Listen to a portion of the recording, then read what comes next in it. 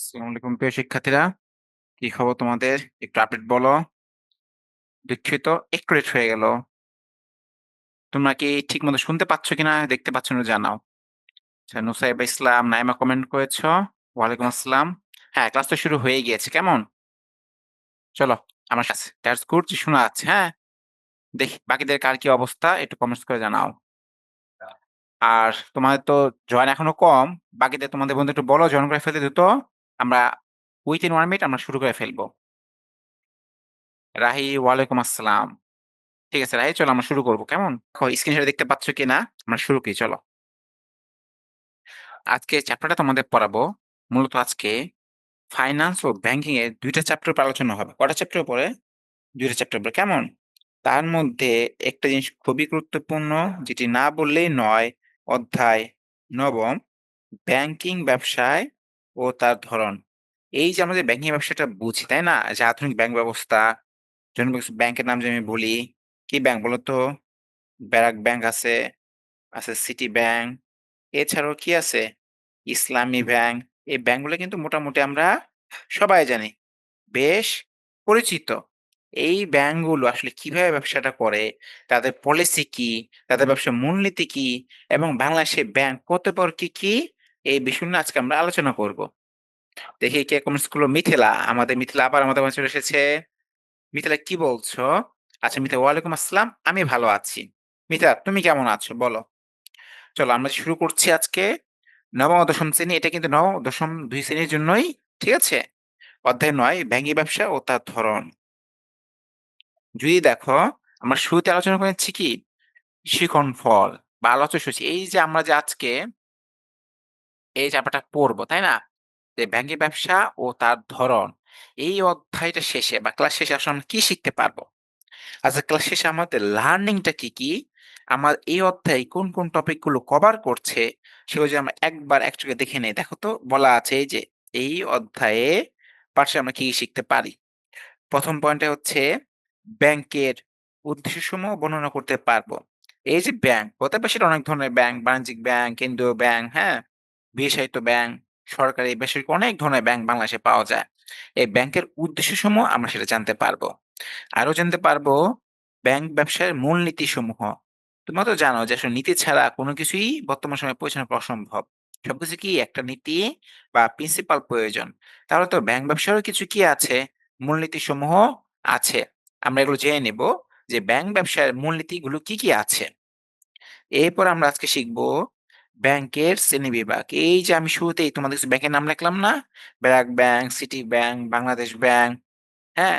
কৃষি ব্যাংক, সোনালী ব্যাংক, জনতা ব্যাংক, পূবালী, রূপালী, অনেক ধরনের ব্যাংক আছে। Dutch Bangla bank. এছাড়াও তোমরা কয়েকজন ব্যাংকের নাম কি জানো? আমাকে কমেন্টস করে জানাবা যে তোমার জানা ২ টা ব্যাংকের নাম সবাই কমেন্টস করে বলো। তাহলে দেখো এই যে ব্যাংকের শ্রেণীবিভাগের কথাটা বলা আছে না? এই শ্রেণীবিভাগটা আমরা জানতে পারবো এবং বিশ্লেষণ করতে পারবো যে বাংলাদেশে কি ব্যাংক আছে এবং সেই ব্যাংকগুলো কোনটা কোন শ্রেণীতে বিভক্ত। এরপর সর্বশেষ আমরা যেটা ধরতে পারবো, দেখো দাগ দিয়েছি, সরকারি ও বেসরকারি ব্যাংকের পার্থক্য। আমরা যেমন বলি কি, বাংলাদেশ ব্যাংকটা সরকারি ব্যাংক, সোনালী ব্যাংকটা সরকারি ব্যাংক, তাই না? অপরদিকে বেসর ব্যাংকগুলো কি ছিল? BRAC bank, city bank, Dutch Bangla bank বা বাংলাদেশ ইসলামী ব্যাংক লিমিটেড। এগুলো হচ্ছে বেসরকারি ব্যাংক। তাহলে কোনটাকে আমরা সরকারি বলবো, কোনটাকে বেসরকারি বলবো, এর পার্থক্যগুলা কি? শুধু কি সংখ্যাগত পার্থক্য? এছাড়াও আরো বেশ কিছু পার্থক্য আছে। এগুলো আমরা আলোচনা করব। চলো আমরা যদি শুরুতেই দেখি আছে কি? ব্যাংকের উদ্দেশ্য বলি। তোমরা কি দেখতে পাচ্ছ? আচ্ছা, মিত্রা ভালো আছো শুনে খুব ভালো লাগলো। চলো আমরা একটা উদ্দেশ্য বলে দেখে নেই। দেখতে পাচ্ছ যে আমি কি করেছি? একটা গ্রাফিক্স দিয়ে বা ৩ টা চার্ট দিয়ে বুঝিয়ে দিয়েছি যে ব্যাংকের উদ্দেশ্য কয়টা? ব্যাংকের উদ্দেশ্য হচ্ছে স্যার প্রধানত কয়টা? দেখো তো, এই যে আরো দাগ দিয়ে স্পষ্ট করে বুঝেছি দেখো। উদ্দেশ্য স্যার হচ্ছে ৩ টা। একটা হচ্ছে কি? ব্যাংকের মালিক ও ব্যবস্থাপনা কর্তৃপক্ষ, মানে এদের চিন্তাভাবনা অনুযায়ী ব্যাংকের উদ্দেশ্য কি আছে সেটা জানতে পারবো। আবার সরকার এবং রাষ্ট্রীয় পক্ষ, এদের দৃষ্টিভঙ্গি অনুযায়ী ব্যাংকের উদ্দেশ্য কি হতে পারে সেটাও নিচে দেওয়া আছে। এবং সর্বশেষ ছিল হচ্ছে কি? ব্যাংকের গ্রাহক, যেমন আমি, তুমি, মিথিলা, হ্যাঁ? এই যে তারপর ইনান, এরা যারা আছে আমাদের মতো সাধারণ ব্যাংক গ্রাহক, এদের পয়েন্ট অফ ভিউ দৃষ্টিভঙ্গি থেকে ব্যাংকের উদ্দেশ্যগুলো কি আমরা জেনে নেব। তাহলে যদি কখনো পরীক্ষা এমসিকিউতে আসে, ব্যাংকের উদ্দেশ্যগুলি কয়টি? বলতে হবে দৃষ্টিভঙ্গি অনুযায়ী কিন্তু এটা বের করতে হবে। যেমন যদি বলা থাকে ব্যাংকের মালিক ও ব্যবস্থাপনা কর্তৃপক্ষ অনুযায়ী, তাহলে উদ্দেশ্য কি হবে? ১ নম্বর উদ্দেশ্য মুনাফা অর্জন, ২ নম্বর উদ্দেশ্য কি? তহবিল বিনিয়োগ, ৩ নম্বর উদ্দেশ্য সুনাম অর্জন, ৪ নম্বর উদ্দেশ্য উন্নয়নে অংশগ্রহণ এবং সর্বশেষ ৫ নম্বর উদ্দেশ্য হচ্ছে সামাজিক অবদান। আচ্ছা, এবার যদি কেউ জিজ্ঞেস করে যে সরকার এবং রাষ্ট্রীয় পক্ষ এর দৃষ্টিভঙ্গি থেকে ব্যাংকের উদ্দেশ্যগুলি কয়টা? তখন বলব কি? তখন বলব স্যার ৪ টা।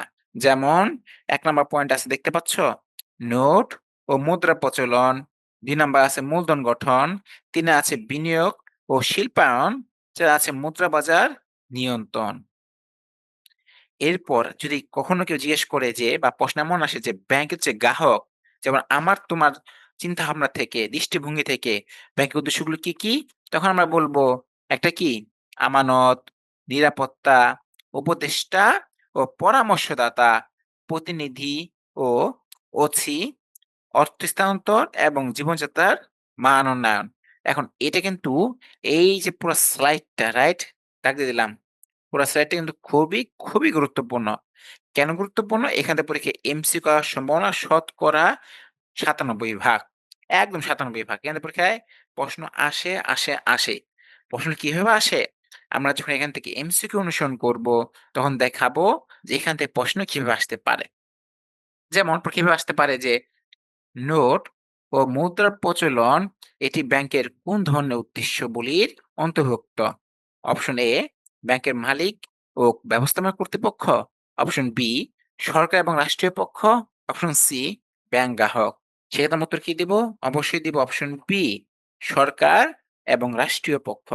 সো তোমাদের যেটা করতে হবে এই যে ব্যাংকের উদ্দেশ্যগুলো যে প্রথম ৩ টা ব্যাংকের মালিক ও ব্যবস্থাপনা কর্তৃপক্ষ, সরকার এবং রাষ্ট্রীয় পক্ষ এবং সর্বশেষ ছিল ব্যাংকের গ্রাহক। এই ৩ টার অধীনে যে উদ্দেশ্যগুলো আছে, যেমন মালিক ও ব্যবস্থাপনা কর্তৃপক্ষের উদ্দেশ্য ছিল কি? মুনাফা অর্জন, তহবিল বিনিয়োগ, এ ছিল সুনাম অর্জন, উন্নয়ন, অংশগ্রহণ এবং সামাজিক অবদান। এগুলো একটু বাবা মুখস্থ করে ফেলতে হবে। বা তোমার যদি সম্ভব হয় খাতায় একটা নোটস করে রাখবা। কারণ পরীক্ষাতে কিন্তু এমসিকিউ আসে, আসে, আসে। যেমন পরীক্ষায় আসতে পারে যে নিচের কোনটি সরকার এবং রাষ্ট্রীয় পক্ষ অনুযায়ী ব্যাংকের উদ্দেশ্য বলি?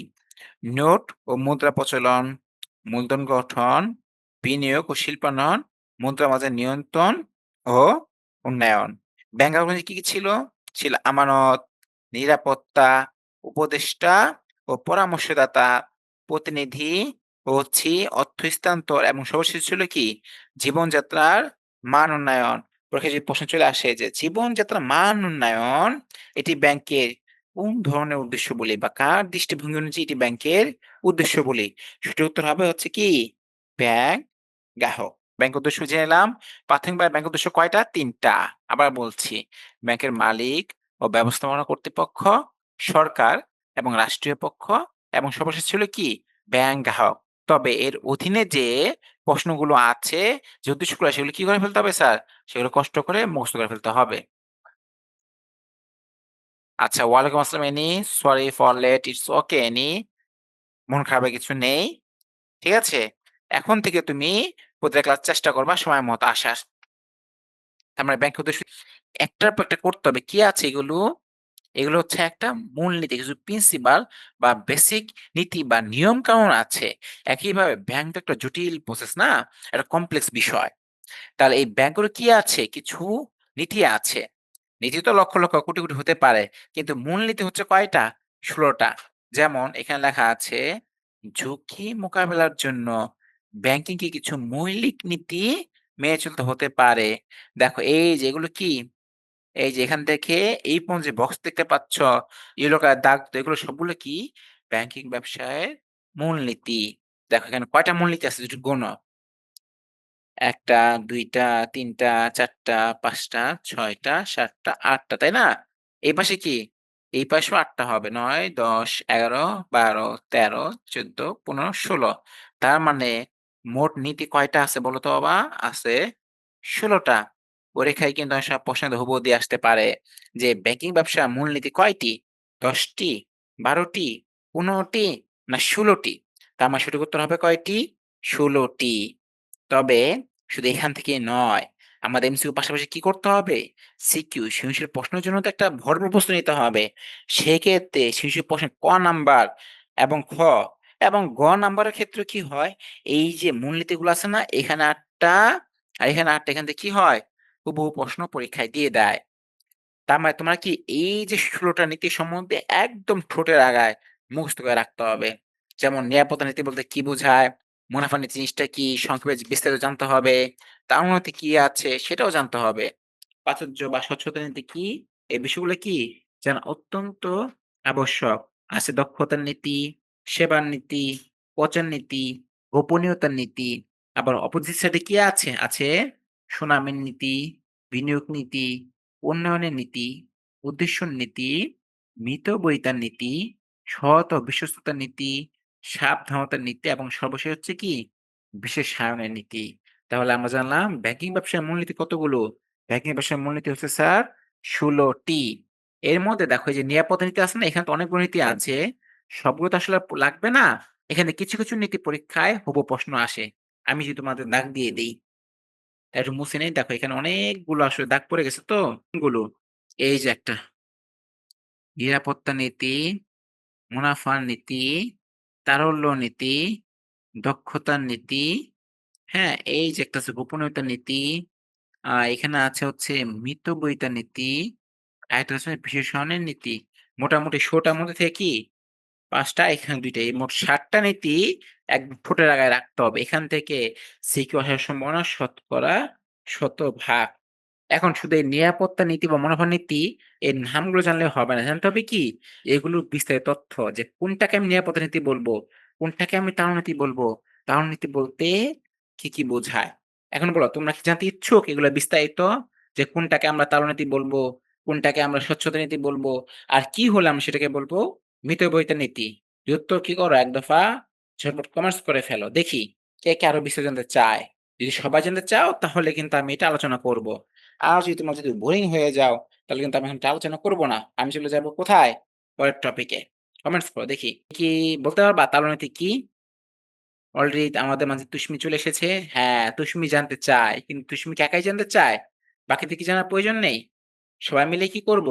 জানবো। Don't worry. মিথিলাও জানতে চায়। ঠিক আছে, যেহেতু সবাই জানতে চাচ্ছ আমরা অবশ্যই জানবো। দেখো আমার একটা বইয়ের আমি পিডিএফ এখানে ওপেন করেছি। এটা কি দেখতে পাচ্ছ কিনা একটু কমেন্টস করে আমাকে জানাও। শুরু করি। দেখতে পাচ্ছ এটা? পিডিএফটা? একটু কমেন্টস করে বইয়ের ছবি দেখা যাচ্ছে কিনা? হচ্ছে নগদ টাকা। হ্যাঁ, এনে কিন্তু কাছাকাছি গিয়েছো, হ্যাঁ? তো আরেকটু কাছে যাইতে হবে। আচ্ছা, তোমরা কি দেখতে পাচ্ছ না? ওকে, একটু ধৈর্য ধরো। তোমরা দেখতে পাবে। কেমন? দেখো তো এখন দেখা যাচ্ছে কিনা একটা বইয়ের পিডিএফ আমি ওপেন করে দিয়েছি। এখন কি দেখতে পাচ্ছ? হ্যাঁ, স্যার। তুশমি কি হ্যাঁ, স্যার? মিথিলা বলছে, জি স্যার। ওকে, ঠিক আছে। তাহলে চলো তোমাদের দেখিয়ে দিচ্ছি। দেখো তোমাদের সবার কাছে এই বইটা আছে না? এটা তোমাদের বোর্ড বই। খুবই, খুবই, খুবই গুরুত্বপূর্ণ একটা বই এবং এখান থেকে তোমাদের পরীক্ষায় সকল প্রশ্ন চলে আসে। অনেক সময় হুবহু চলে আসে কিন্তু আমরা প্রশ্নটা ধরতে পারি না। দেখো এই যে আমরা যেটা করছিলাম নবম অধ্যায়, তাই না? কি ছিল? ব্যাংকিং, ব্যবসায় ও তার ধরন। সুন্দর মতো কি করা আছে? এখানে সব বিস্তারিত বলা আছে। আমি একটু দাগ দেই। দেখো এই যে ব্যাংকিং, ব্যবসা ও তার ধরন। নবম অধ্যায়। কেমন? ওকে, কে কমেন্টস করলো আবার দেখি একটু অ্যানি। অ্যানি কি বলছো বাবা? আচ্ছা ঠিক আছে। অ্যানি তোমার কষ্টটা একটু পরে পড়ছি। চলো আমরা ম্যাথে ফিরে যাই।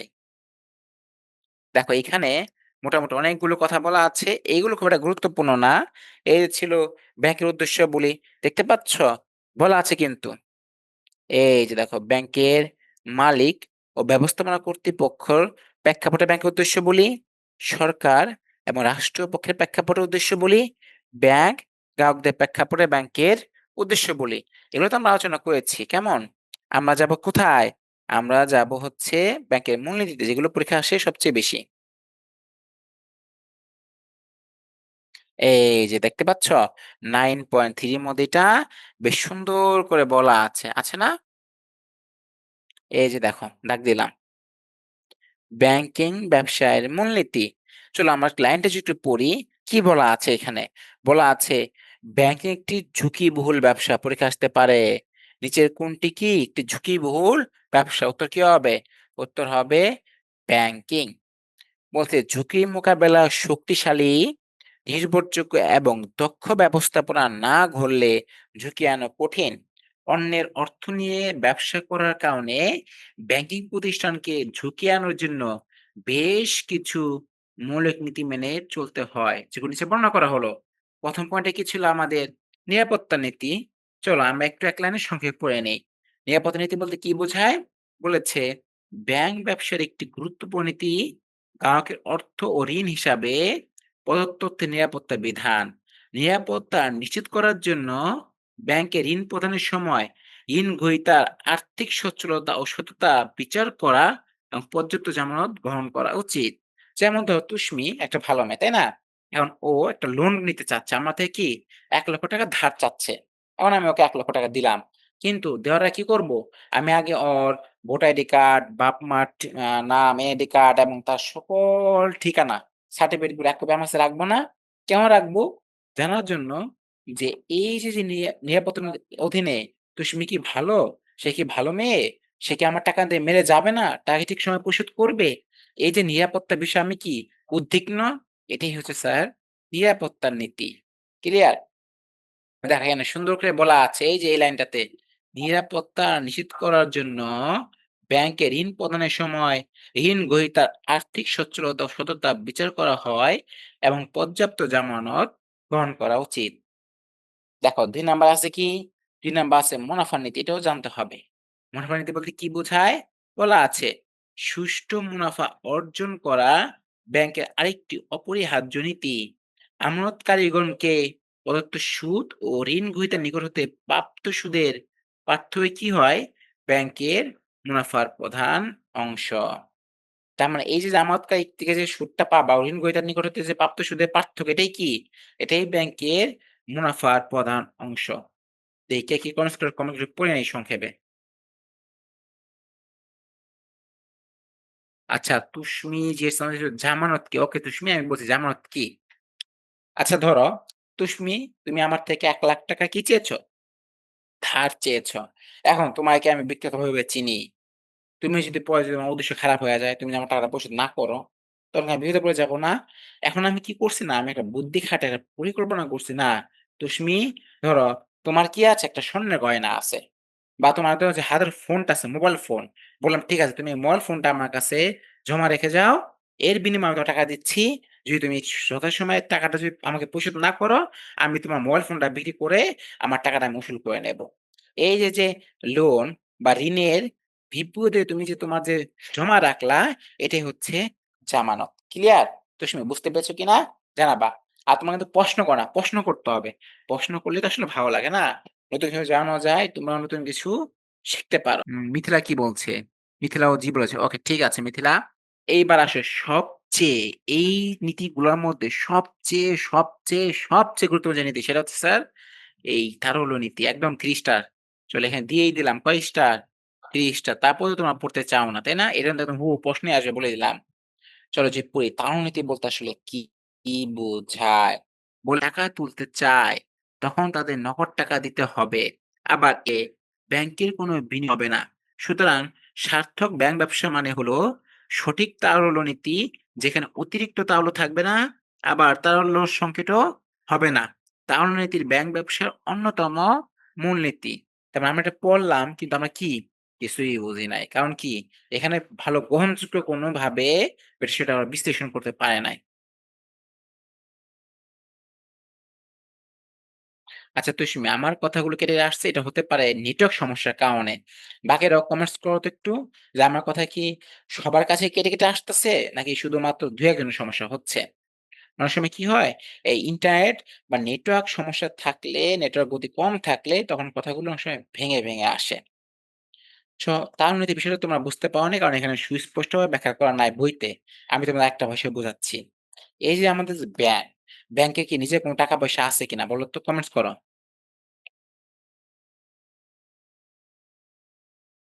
আচ্ছা ঠিক আছে। মিথ্যা বলছে ভালো করে শোনা যায়। ওকে, সমস্যা নাই। তার মানে তুষ্মি ওটা তোমার নেটওয়ার্ক সমস্যা ছিল। তুমি একটু ওয়াইফাইটা কাছে যেয়ে বসো বা একবার বের হয়ে আবার জয়েন করো। তারপর ঠিক হয়ে যাবে। দেখো মিথিলা, বোঝার চেষ্টা করো। আরো অ্যানি যারা তার সম্বন্ধে জানতে চেয়েছিলে। এই যে আমাদের আসলে যে ব্যাংকগুলো আছে, তারা কি নিজের অর্থে ব্যবসা করে? নিশ্চয়ই না। ব্যাংকের আসলে নিজের বলতে কোনো কি নাই? টাকা-পয়সাই নাই। তুমি আমি যে টাকাটা ব্যাংকে জমা রাখি, এটাই কি করে?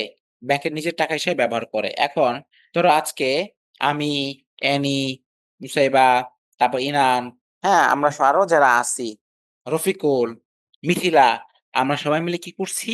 জমা ৳১,০০,০০০ ব্যাংকে রাখছি। কি করতে? ব্যবসা করার জন্য। বা আমাদের একটা সুদের লাভের বিনিময়ে ব্যাংকে আমরা রাখছি। এখন ব্যাংক কি করবে? ব্যাংক যদি পুরা টাকাটাই আমাদের জন্য রেখে দেয় যে না মামুন স্যার, তারপর মিথিলা, অ্যানি, আ তারপর হচ্ছে ইনান, হ্যাঁ? এরা সবাই যারা আছে, রফিকুল, এরা যেকোনো সময় টাকা চাইতে পারে। তখন টাকাটা আমার পরিশোধ করতে হবে। এই ভয়ে ব্যাংক যদি পুরা টাকাটাই ব্যাংকে বসায়া রাখে, তাহলে ব্যাংক কোথাও তো এটা বিনিয়োগ করতে পারবে না। বিনিয়োগ যেহেতু করতে পারবে না, কোনো মুনাফা আসবে না। কি হচ্ছে? পুরাটাই লস। আচ্ছা, আবার ব্যাংক যে এক কাজ করে যে পুরো ৳১,০০,০০০ টাকাটাই কাউকে ধার হিসেবে দিয়ে দিল বা বিনিয়োগ করে ফেলল, তখন যেটা হবে আমরা তো যেকোনো সময় যায়া ব্যাংকে হারিয়ে দিতে পারি যে, "আমার ৳২০,০০০ প্রয়োজন, আমাকে ৳২০,০০০ দাও।" তখন একটা সমস্যা হয়ে যাবে না? তখন তো ব্যালেন্সে টাকা থাকবে না। তাহলে এক্ষেত্রেই প্রয়োগ হয় তারল্যনীতি। জিনিসটা কি? ব্যাংক এমন একটা পরিমাণ অর্থ বা নির্দিষ্ট পরিমাণ অর্থ কি করে? বিনিয়োগ করে দেয় আর নির্দিষ্ট একটা অর্থ ব্যাংক তোমার আমার কাছে কি করে? মজুত রেখে দেয়। যাতে আমি তুমি চাইবা মাত্র ব্যাংক টাকাটা পরিশোধ করতে সহজ হয় বা বাধ্য থাকে।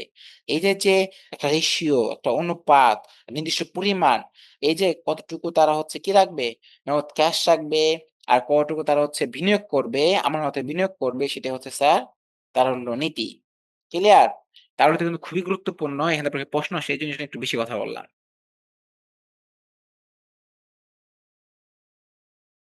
হ্যাঁ, যেমন মিথিলা বলছে না, ব্যাংকে আসলে নিজের কোনো টাকা নাই। সে অন্যের টাকা দেয়া পণ্ডিতি করে, তাই না? বেশি বুঝে সে। দেখো আরেকটা কি ৪ নাম্বার পয়েন্ট জানতে হবে। প্রাচুর্য বা সচ্ছলতা নীতি সেটা কি? ব্যাংকিং কার্যক্রম সুষ্ঠুভাবে পরিচালনার জন্য আর্থিক সচ্ছলতার প্রয়োজন, তাই না? আর্থিক সচ্ছলতার অভাবে ব্যাংক দেউলিয়া হতে পারে। তাই আর্থিক সচ্ছলতা বা প্রাচুর্য ব্যাংকের একটি অন্যতম নীতি। খেয়াল করো স্বচ্ছতা কি? এই যে একটা ব্যাংক সে যে মোটামুটি পরিচালনা করছে কয়েক বছর ধরে তার কর্মচারীদের কি দিতে হবে? বেতন দিতে হবে। আবার ধরো যে আমানতকারীর থেকে সে জামানত স্বরূপ টাকা রেখেছিল। এই টাকাগুলো তাদেরকে এরা মোটামুটি সুদ পরিশোধ করতে হবে। অনেকগুলো কি আছে? ব্যাংকের পরিচালনা করতে খরচ আছে। এইগুলো পরিপূর্ণভাবে মিটিয়ে ব্যাংকটা যদি সঠিকভাবে চলতে পারে সেটা হচ্ছে কি? স্বচ্ছতা নীতির বহিঃপ্রকাশ। যেমন দেখো এখানে বলা ছিল, তাই আর্থিক স্বচ্ছতা বা প্রাচুর্য ব্যাংক অন্যতম নীতি। কেন অন্যতম নীতি? বলেছে ব্যাংকিং কার্যক্রম সুষ্ঠুভাবে পরিচালনার জন্য আর্থিক প্রয়োজন। আর্থিক অভাবে ব্যাংক কি হয়ে যায়? দেউলিয়া হয়ে যায়। এটা দাগ দিয়ে রাখো। পরীক্ষায় এমসিকিউ তে আসতে পারে যে কোন নীতির অভাবে ব্যাংক দেউলিয়া হয়ে যেতে পারে? সেটার উত্তর কি হবে স্যার? হবে প্রাচুর্য বা সচ্ছলতার নীতি। দেখো এরপরে ৫ নম্বর যেটা খুবই গুরুত্বপূর্ণ। এটা হবে টুইস্টার। এটা কি? এটা হচ্ছে দক্ষতার নীতি। চলো যে আমরা দক্ষতা নীতি পড়ে নেই। বলেছে ব্যাংক ব্যবস্থাপনায় বোর্ড কর্মদক্ষতা ও কর্মচারীদের দক্ষতার ব্যাংকের সাফল্য অনেকাংশে নির্ভর করে। প্রতিযোগিতামূলক বিশ্বে সাফল্য অর্জনের জন্য তাই দক্ষতা অবলম্বন করা একান্তই প্রয়োজন। যেমন তুমি ধরো একটা বৃত্তির টাকা বা তোমার স্কুলে বেতন দিতে ব্যাংকে গেলা। যেয়ে দেখলা এমন একটা লোক বসে আছে যে আসলে কিছুই বুঝতেছে না। নতুন জয়েন করেছে, হ্যাঁ? তোমার কথা সে বুঝতে পারছে না, তুমি যেটা সেটা দিতে পারছে না। এই যে নানা ধরনের জটিলতার সমস্যাগুলো হচ্ছে, কেন হচ্ছে? কারণ লোকটার কাঙ্ক্ষিত দক্ষতার অভাব। তাহলে দক্ষতা নীতি বলতে কি বোঝায়? যে বোর্ড থেকে শুরু করে ঊর্ধ্বতন কর্মকর্তা থেকে শুরু করে নিম্ন স্তরের কর্মচারীরাও এদের সবার যে দক্ষতা, এটাকে একত্রে বলছে কি?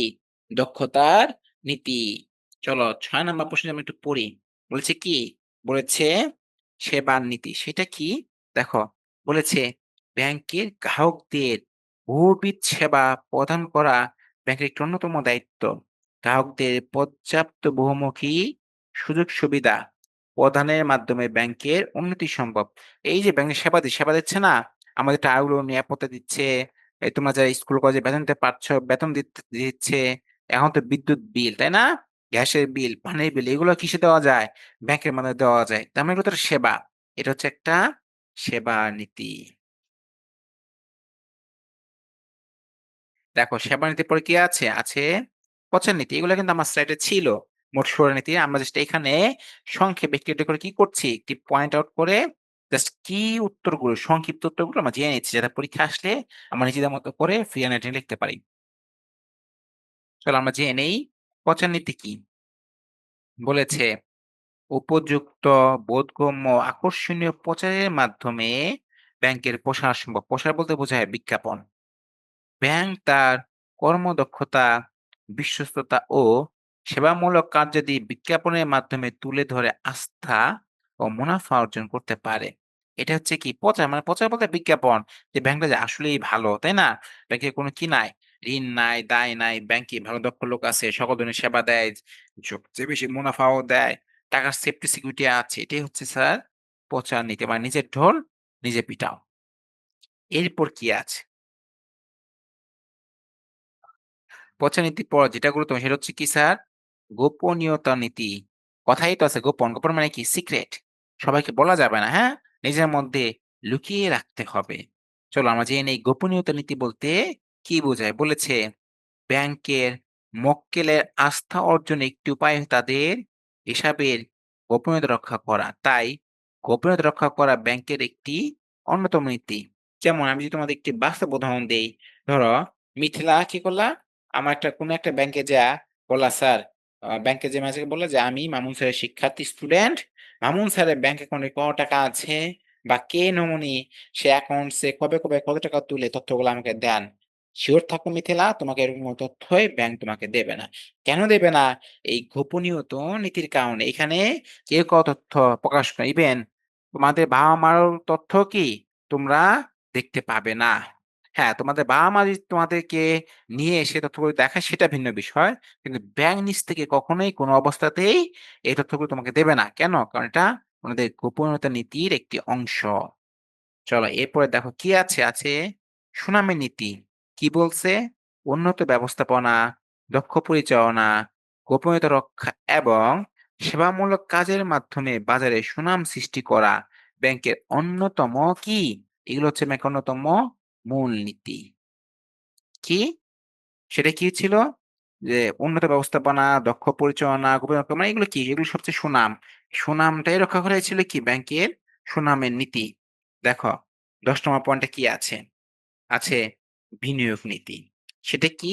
বলেছে বিনিয়োগের শর্তসমূহে বিনিয়োগের আকার, মেয়াদ, সুদের হার ইত্যাদি যে নীতি অনুসরণ করা হয় সেটাই কি? বিনিয়োগের নীতি। সুষ্ঠু বিনিয়োগ নীতির উপর ব্যাংকের সফলতা অনেকাংশে নির্ভর করে।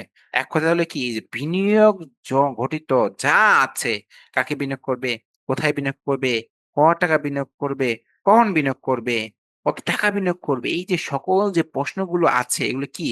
এগুলাই হচ্ছে বিনিয়োগ নীতি। তোমরা কি বোরিং হয়ে যাচ্ছ কিনা আমাকে জানাও। একটু কমেন্টস করো, নয়তো বুঝবো তোমরা সবাই ঘুমিয়ে গিয়েছ। আচ্ছা, মিথিলা কিন্তু আজকে অনেক অ্যাক্টিভ, হ্যাঁ? ভালো লাগছে। তুষ্মি, কি অবস্থা তোমার? তুমি কি আমার কথা শুনতে পাচ্ছ কিনা? আচ্ছা, মিথিলা আছে। ওকে, দ্যাটস ফাইন। খুবই ভালো লাগলো মিথিলা। Thank you. তুমি শুয়ে থাকো আমার সাথে এই পর্যন্ত যে আছো।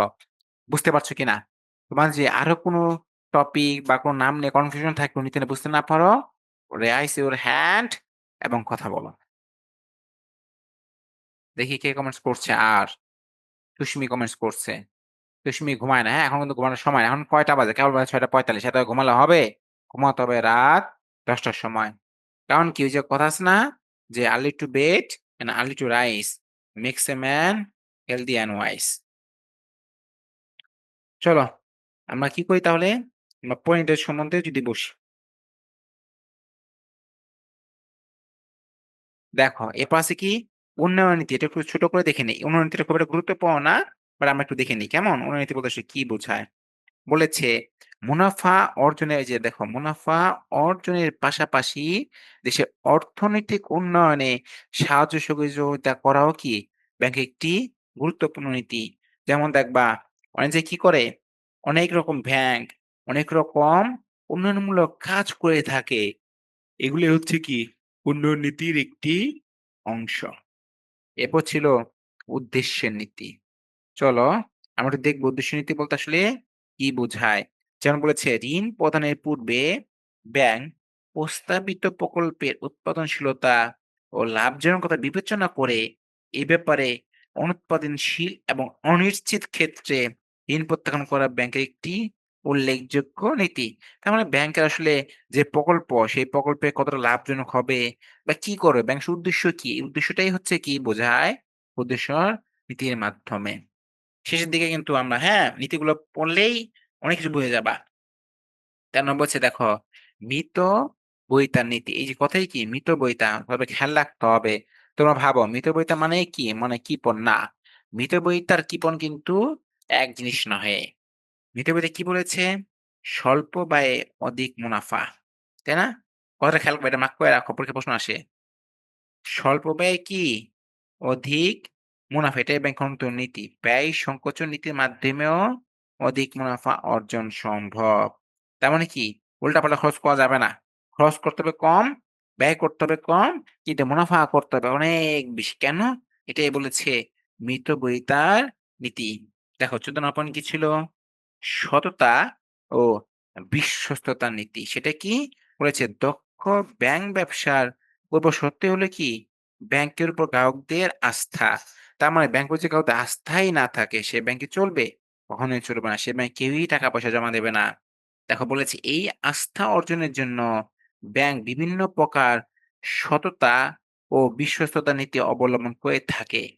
এই আস্থার বলেই গ্রাহক তাদের অর্থ ও মূল্যবান সম্পদ বা লকার সেবা ব্যাংকের কাছে জমা রাখে। যেমন আমরা কি করি? ব্যাংকে অনেকে লক্ষ, লক্ষ টাকা জমা রাখি, টাকা জমাই। তোমাদের বাবা-মা হয়তো জমাচ্ছে। ইভেন তোমরাও হয়তোবা টাকা-পয়সা বা স্বর্ণ গয়নাগাটি দলিল ব্যাংকের লকারে জমা রেখেছ।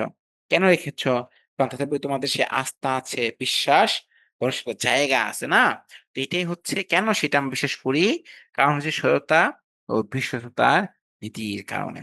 দেখো একদম শেষের আগে আরেকটা কি ১৫ নাম্বার মূলনীতি সেটা ছিল সাবধানতার নীতি। চলো যে আমরা এক টানে একটু উত্তরটা পড়ে নেই যে সাবধান নীতি বলতে আসলে কি বোঝায়? বলেছে অনিশ্চয়তা ও ঝুঁকি এড়ানোর জন্য বিনিয়োগের ক্ষেত্রে ব্যাংকের সাবধানতা নীতি মেনে চলা বাঞ্ছনীয়। তার মানে এই যে সাবধান নীতিটা কি? ঝুঁকি এড়ানোর জন্য এটা অবশ্যই কি করতে হবে? সাবধানভাবে চলতে হবে। যেহেতু ব্যাংক মিত্রা যেটা বলল ব্যাংকের নিজস্ব কোনো টাকা নাই। ব্যাংক কাদের টাকায় চলে? ব্যাংক আমাদের মতো তোমাদের মতো সাধারণ মানুষ আমাদের টাকায় কিন্তু ব্যাংক চলছে, ব্যাংক বড়লোক হচ্ছে। এখন যেহেতু টাকাটা ব্যাংকের নিজের না, আমাদের বাকিদের টাকা, ব্যাংকে তো নির্দিষ্ট সময় পর টাকাটা অবশ্যই পরিশোধ করতে হবে। এখন ব্যাংক যদি আমার কাছে টাকা বিনিয়োগ করার সময় সাবধানতা, সতর্কতা অবলম্বন না করে তাহলে কি হয়ে যাবে? উল্টাপাল্টা ইনভেস্টমেন্ট হয়ে গেলে, বিনিয়োগ হয়ে গেলে এই কোটি টাকা কিন্তু কি হয়ে যাবে? নষ্ট হয়ে যাবে, লস হয়ে যাবে। এটাই হচ্ছে কি সাবধানতা নীতি। কেন? কারণ অনিশ্চিত ঝুঁকি এ সমস্ত ঝুঁকি অনিশ্চিত এড়ানোর জন্য কি করতে হবে? বিনিয়োগ ক্ষেত্রে ব্যাংকের সাবধানতা নীতি অবশ্যই মেনে চলতে হবে। এটা কি? বাঞ্ছনীয়। দেখো আমাদের আজকের ১৬ টা নীতির মধ্যে সর্বশেষ নীতি যেটা ছিল বিশেষায়নের নীতি। এই বিশেষায়ন নীতি বলতে কি বোঝায়? খেয়াল করো বলেছে বৈদেশিক বাণিজ্য, ঋণ দান, নোট ইস্যু ইত্যাদি ক্ষেত্রে ব্যাংক বিশেষায়ন নীতি অনুসরণ করে থাকে। ফলে কার্যের দক্ষতা বৃদ্ধি পায়। এটাও টুইস্টে আসতে পারে। পরীক্ষার আসলেও তো দাগিয়ে দিলাম। আবার যে ভবিষ্যৎ নীতি বলতে কি বলেছে? বৈদেশিক বাণিজ্য, ঋণ দান, নোট ইস্যু খেয়াল করো। দেখবা কিছু ব্যাংক আছে এদের কিন্তু বিশেষ কি আছে? কিছু বিশেষ দায়িত্ব আছে। পদ্ধতি, কি ঘন্টা বা নিয়ম রুলস বলা আছে। কেন বলা আছে? বলা আছে এই ব্যাংকটা শুধুমাত্র এই কাজে ব্যবহার করা হবে। যেমন প্রবাসী কল্যাণ ব্যাংকের নাম তো তোমরা সবাই শুনেছ। এই ব্যাংকের দেখি এটা বিশ্বায়ন ব্যাংক। কেন বিশ্বায়ন ব্যাংক? কারণ এই ব্যাংকের উদ্দেশ্য কি? প্রবাসীদের নিয়ে কাজ করে থাকা। যেমন কি? কৃষি ব্যাংক, তাই না? কৃষি ব্যাংক কেন এত জনপ্রিয়? কারণ এদেশের কৃষকদের জন্য সাধারণ মেহনতিভাবে জীবনযাপন করা, কষ্ট করে জীবনযাপন করা, হেঁটে জীবনযাপন করা যে কৃষক আছে, কৃষক পরিবারের জন্য নানা রকম সুযোগ সুবিধা নিশ্চিত করতে এই যে কৃষি ব্যাংক গঠন করেছে এটাই হচ্ছে কি একটি বিবেচনা নীতির বহিঃপ্রকাশ। এরপর আসো ব্যাংকের শ্রেণীবিভাগ আমরা পড়বো। কেমন? তার আগে দেখি তোমাদের কমেন্টসে কার কি অবস্থা। আচ্ছা, মিথিলা বলছে কারেন্ট না গেলে সবটা ক্লাস করব। সমস্যা নেই। যেহেতু আমাদের আজকে থিওরি ক্লাস ম্যাথ নেই, খুব একটা বেশি সময় লাগবে না। Don't worry. আমাদের পুরানো স্লাইডে ফিরে গেলাম। আমাদের কিন্তু এখানে যে ব্যাংকিং ব্যবসায় যে শোটা মূলক নীতি ছিল, এই যে লিখে দিয়েছি ১৬ টা। দেখতে পাচ্ছ? ওটা স্টার দিয়ে দিলাম। ওটা মূলনীতি ছিল। একটু, একটু করে মোটামুটি ১৬ টা নীতি কি আলোচনা করা শেষ। তোমরা কি সেটা দেখতে পাচ্ছ? কমেন্টস করো। তুশমি কি বলছো? তুশমি বলছে, "স্যার বুঝতেছি।" ওকে, দ্যাটস গুড তুশমি। তুশমি তুমি বলো তো আমার স্যারটাকে দেখতে পাচ্ছ কিনা এখন? দেখতে পাবা কারণ স্লাইডে তো দেখাচ্ছি। তার মানে ব্যাংকের ব্যবসায় মূলত কয়টা ১৬ টা আমাদের আলোচনা করা শেষ। এইবার দেখো ব্যাংকের শ্রেণীবিন্যাস, ব্যাংক কত প্রকার, কি, কি বাংলাদেশে বা বিশ্বে কি, কি ধরনের ব্যাংক আছে এবং সেইগুলোর নাম কি, কি আমরা একটু সংক্ষেপে বিস্তারিত জেনে নেব। এখানে পরে কিন্তু হোয়াট কোয়েশ্চেন আসে। হোয়াট বলতে বুঝতে পারতেছ? ৩ ও ৪ মার্কে মানে ১০ মার্কের মধ্যে ক নাম্বার থাকে তো হচ্ছে জ্ঞানমূলক। এছাড়া বাকি যে তোমার ৯ মার্কস আছে সেটা কই থেকে আসে? এই ব্যাংকের শ্রেণীবিভাগের মতো গুরুত্বপূর্ণ টপিক থেকেও কি আসতে পারে। খেয়াল করো চিত্রের মধ্যে কিন্তু ১ম এ ক নাম্বার কি আছে দেখতে পাচ্ছ? কাঠামো ভিত্তিক শ্রেণীবিভাগ। হতে আছে কি? কার্যভিত্তিক শ্রেণীকরণ। তারপর কি আছে? মালিকানা ভিত্তিক শ্রেণীকরণ। দেখতে পাচ্ছ? তারপর আছে কি? আঞ্চলিক ভিত্তিক শ্রেণীকরণ। বাচ্চারা যদি খেয়াল করো, তার মানে কি? এই যে ব্যাংকের শ্রেণীবিভাগে অনেকগুলো ক্যাটেগরি আছে। এর আন্ডারে আবার কি আছে? আরো ভিন্ন, ভিন্ন সাব ক্যাটেগরি আছে। যেমন যদি প্রশ্ন কখনো আসে যে কাঠামো ভিত্তিতে নিচের কোনটি বা উদ্দীপকের কোনটি মানে কোন ধরনের ব্যাংক? তাহলে দেখো কি আছে এখানে? কাঠামো ভিত্তিতে ব্যাংক কত প্রকার? ৪ প্রকার। একক ব্যাংক, শাখা bank, chain bank, group bank এই নামগুলো কিন্তু কি করতে হবে? ঝটপট মুখস্থ করে ফেলতে হবে। তারপর এখানে এমসিকিউ যেমন আসে, তবে এমসিকিউ কম আসে। বেশিরভাগ আসে কি? সিকিউ, সৃজনশীল প্রশ্ন। তার মানে কাঠামো ভিত্তিক শ্রেণীবিভাগ কত প্রকার? ৪ প্রকার। একক ব্যাংক, শাখা bank, chain bank, group bank. আবার দেখো, এই যে কার্যভিত্তিক শ্রেণীকরণ করলে আবার কত প্রকার? মানে কাজের ভিত্তিতে যদি তুমি ভাগ করো দেখো, তাহলে আবার ৫ প্রকার। কি, কি সেগুলো? কেন্দ্রীয় ব্যাংক, বাণিজ্যিক ব্যাংক, কৃষি ব্যাংক, শিল্প ব্যাংক এবং সমবায় ব্যাংক। এগুলো কি? এগুলো কাজের ভিত্তিতে ভাগ করেছে। কেন্দ্রীয় ব্যাংকের কাজ একরকম, বাণিজ্যিক ব্যাংকের কাজ একরকম, কৃষি ব্যাংকের কাজ আরেক রকম।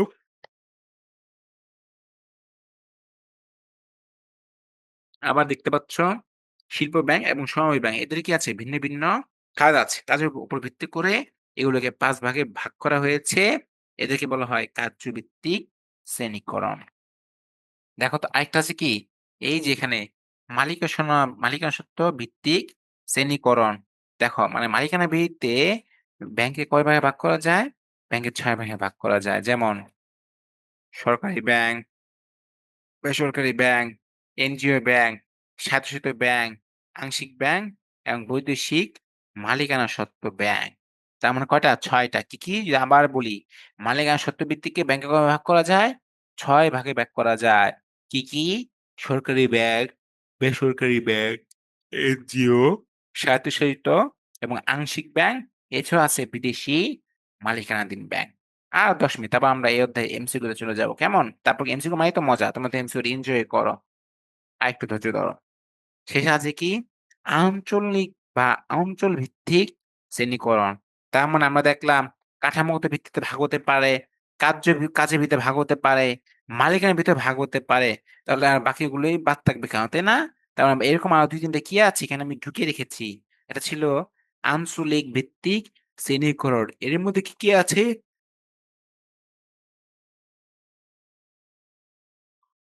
চলো সেটা তোমার আমি দেখাই। যেমন আছে আঞ্চলিক ব্যাংক, ২ আছে জাতীয় ব্যাংক। এগুলো কিন্তু খুবই গুরুত্বপূর্ণ। আছে আন্তর্জাতিক ব্যাংক। পরীক্ষায় আসতেই পারে যে জাতীয় ব্যাংক বা আন্তর্জাতিক ব্যাংক এটি কোন ধরনের ব্যাংক? উত্তর হবে এগুলো হচ্ছে স্যার অঞ্চল ভিত্তিক শ্রেণীকরণ। দেখো এখানে কিন্তু তোমাদের বইতে আর অনেক ছিল। যেমন কার্যের ভিত্তিতে ব্যাংক ধারণা অনেক প্রকার ছিল। যেমন কি ছিল দেখো তো? বিনিয়োগ ব্যাংক, সঞ্চয়ী ব্যাংক, বন্ধকি ব্যাংক, পরিবহন ব্যাংক, ক্ষুদ্র কুটির শিল্প, আমদানি-রপ্তানি ব্যাংক। দেখতে পাইলা? মোট কয়টা ছিল? ১১ টা ছিল। এগুলো কি? কাজের ভিত্তিতে ব্যাংকে ভিন্ন, ভিন্ন ভাবে ভাগ করে দেওয়া হয়েছে। দেখো গ নাম্বার ছিল কি? ব্যবসায় সাংগঠনিক ভাবে শ্রেণীকরণ। এই যে, যে ব্যবসা প্রতিষ্ঠানগুলো আছে, এক্ষেত্রে আসলে ব্যাংক কি ধরনের উপকার করে থাকে? বা কি ধরনের ব্যাংক হেল্প বা কন্ট্রিবিউট করে? যেমন বলছে আমদানি-রপ্তানি ব্যাংকগুলো কি? ব্যবসায় সংগঠন ভিত্তিক শ্রেণীবদ্ধ করুন। যেমন এক মালিকানা ব্যাংক, অংশীদারি ব্যাংক, যৌথ মালিকানা ব্যাংক, সমবায় ব্যাংক। রাষ্ট্রীয় ব্যাংক। এমন কি বললাম আমরা সংগঠনভিত্তিক শ্রেণীবিভাজন কয় প্রকার? ৫ প্রকার। এর মধ্যে অন্যতম কি ছিল? অন্যতম ছিল হচ্ছে কি? এক মালিকানা ব্যাংক। তারপর আছে কি? অংশীদারি ব্যাংক, যৌথ মালিকানা ব্যাংক, সমবায় ব্যাংক, রাষ্ট্রীয় ব্যাংক। দেখো, এবার আছে ৬ নাম্বারে কি বলছে?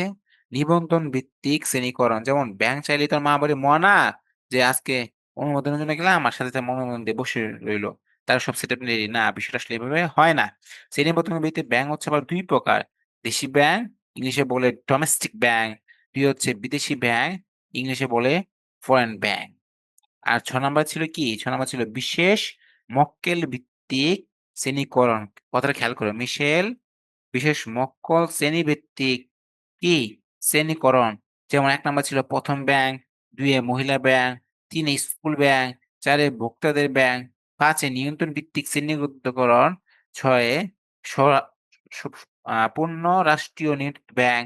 দেখো বিশেষ মক্কেল ভিত্তিক ব্যাংক কি ছিল? শ্রমিক ব্যাংক, মহিলা ব্যাংক, স্কুল ব্যাংক, ভোক্তাদের ব্যাংক। এরপর আছে নিয়ন্ত্রণ ভিত্তিক শ্রেণীকরণ। মানে নিয়ন্ত্রণ ভিত্তিতে কি করা যায়? ব্যাংককে আরো ৩ ভাগে ভাগ করা যায়। পূর্ণ রাষ্ট্র নিয়ন্ত্রিত ব্যাংক, আংশিক নিয়ন্ত্রিত ব্যাংক, বাজার নিয়ন্ত্রিত ব্যাংক। আবার এই জিনিসটা খেয়াল করবা যদি কখনো কোনো কোম্পানির শেয়ার এই ৫০% এর উপরে চলে যায় প্লাসে, তার মানে যদি ৫১% যদি হয় তাহলে সেই কি? সেই হচ্ছে একজন নিয়ন্ত্রণ ভিত্তিক শ্রেণীকরণ ব্যাংকের শ্রেণীবদ্ধকরণ বের করার কান্ডারি। ঠিক আছে? আবার দেখো ধর্মীয় দৃষ্টিকোণ ভিত্তিক কি ব্যাংক আছে। যদি এগুলা জানার জন্য জানা, কিন্তু পরীক্ষা আসার মতো এগুলো অতটা গুরুত্বপূর্ণ টপিক না। ওগুলো আসলে কিন্তু এগুলো থেকে আসে। ব্যবসায় সাংগঠনিক ভিত্তিক শ্রেণীকরণ, নিবন্ধন ভিত্তিক শ্রেণীবদ্ধকরণ, নিম্ন নিম্ন তান কি লিখছে? নিয়ন্ত্রণ ভিত্তিক শ্রেণীবদ্ধকরণ। এগুলো কিন্তু থেকে কি আসে পরীক্ষায় প্রশ্ন আসে। এখন তোমরা যদি এগুলো বিস্তারিত জানতে চাও, যেমন যেখানে কাঠামোভিত্তিক শ্রেণী-বিন্যাস ছিল একক ব্যাংক, শাখা bank, chain bank, group bank, এরা যদি বিস্তারিত জানতে চাও, ধৈর্য জানতে চাও, সে ব্যবস্থা তোমাদের আছে। তোমরা কি এভাবে ধরে, ধরে পড়তে চাও? নাকি আমি সামনে তোমাদের এমসিকিউ টেস্ট নেব এখন? বলো, এমসিকিউ করতে দিব ১০-১৫ টা। তোমরা কোনটা চাও? কমেন্টস করে আমাকে দ্রুত জানাও। তো যদি পড়ি, দেখতে পাচ্ছি ইতিমধ্যে কি? বাপরে! তুষ্মি তো অনেক কমেন্টস করে ফেলছে। তুষ্মি কি বলেছে এত দেখি? আ প্লিজ এমসিকিউ তাই তো? ওকে। তুষ্মি চাচ্ছে এমসিকিউ করাইলাম। ওকে। তার মানে আমি আর এটা না নিয়ে আমরা চলে কোথায় যাবো? আমরা যাবো এমসিকিউ তে। তার আগে এ কথা পড়েছি। দেখো এই যে বুনের যে প্রশ্ন চলে আসছে, হ্যাঁ? যেহেতু একটা, একটা করে আমি জিজ্ঞেস করব সবাই বলবা। তুষ্মি যদি ১ম প্রশ্ন তুমি দেখো, বলেছে দেখো, দেশের জনগণের এই যে দেশের জনগণের জীবনযাত্রার মান উন্নয়নে ব্যাংক ব্যবস্থা কিভাবে ভূমিকা কি করে? রাখে?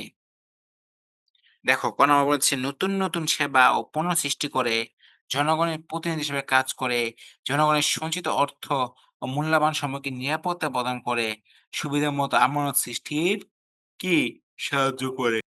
তার মানে দেশের জনগণের জীবনের মান উন্নয়নে ব্যাংক কোন ব্যবস্থা করে থাকে বলো? নতুন, নতুন সেবা পণ্য সৃষ্টি এটা তো আসলে এখানে আসবে না, আসবে না। জনগণের প্রতিনিধি হিসেবে কাজ করে এটা ভুল কথা। জনগণের সঞ্চিত অর্থ ও মূল্যবান সামগ্রীর নিরাপত্তা প্রদান করে। হ্যাঁ, তার মানে এটা কি? সঠিক উত্তর হচ্ছে গ। আর ৪ নাম্বার কি? ঘোড়ার গ হচ্ছে কাঁটা। তার মানে দেশের জনগণের জীবনত মান উন্নয়নে ব্যাংক ব্যবস্থা জনগণের সঞ্চিত অর্থ ও মূল্যবান সামগ্রীর নিরাপত্তা প্রদান করে থাকে। দেখো এরপরে ২ নম্বর অংশে কি ছিল সেটা তুমি বলবা। বলেছে শাখা খোলার মাধ্যমে বাণিজ্যিক ব্যাংক কি হয়? এই যে একটা বাণিজ্যিক ব্যাংকের শাখা খোলা না? খুললে আসলে কি হইল? ১ নাম্বার কর্মসংস্থানের সুযোগ সৃষ্টি করে। ২ নোট ও মুদ্রার প্রচলন করে। ৩ জীবনযাত্রার মান উন্নয়ন করে। তার নিচে কোনটা সঠিক? শাখা খোলার ক্ষেত্রে বাণিজ্যিক ব্যাংক কি বিষয় কনসিডার করে দেখো তো? একে বলা যায় কর্মসংস্থান সৃষ্টি করে কথা সত্য। নোট ও মুদ্রা প্রচলন করে না, এটা ঠিক না। এটা করে একদম কেন্দ্রীয় ব্যাংক। মানুষের জীবনযাত্রার মান উন্নয়ন করে। তাহলে কোনটা সঠিক? ১ ও ৩ সূত্র হবে কি? খ। তার মানে কর্মসংস্থানের সুযোগ সৃষ্টি করে। আর ৩ এ বলা আছে কি? মানুষ নোট ও মুদ্রার প্রচলন করে। একদম সহজ।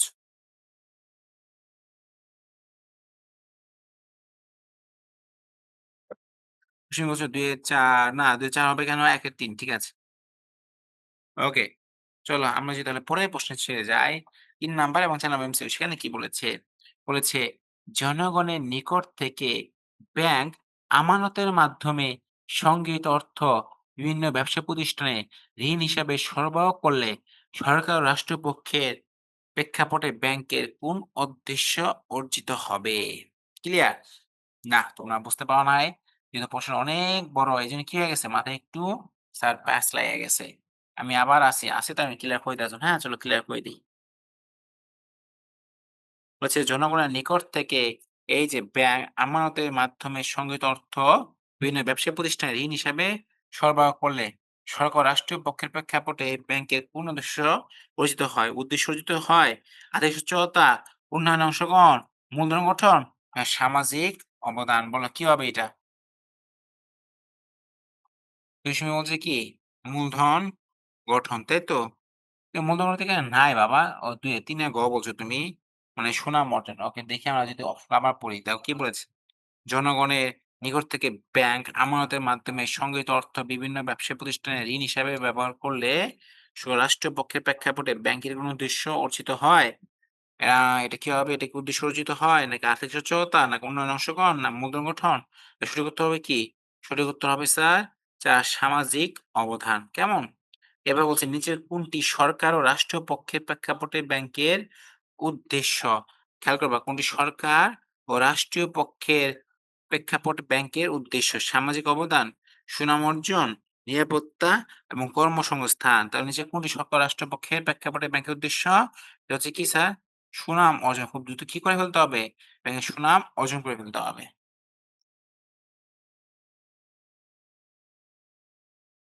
দেখো এরপর যে আমরা ৫ নম্বর প্রশ্ন পড়ি সেখানে কি বলেছে?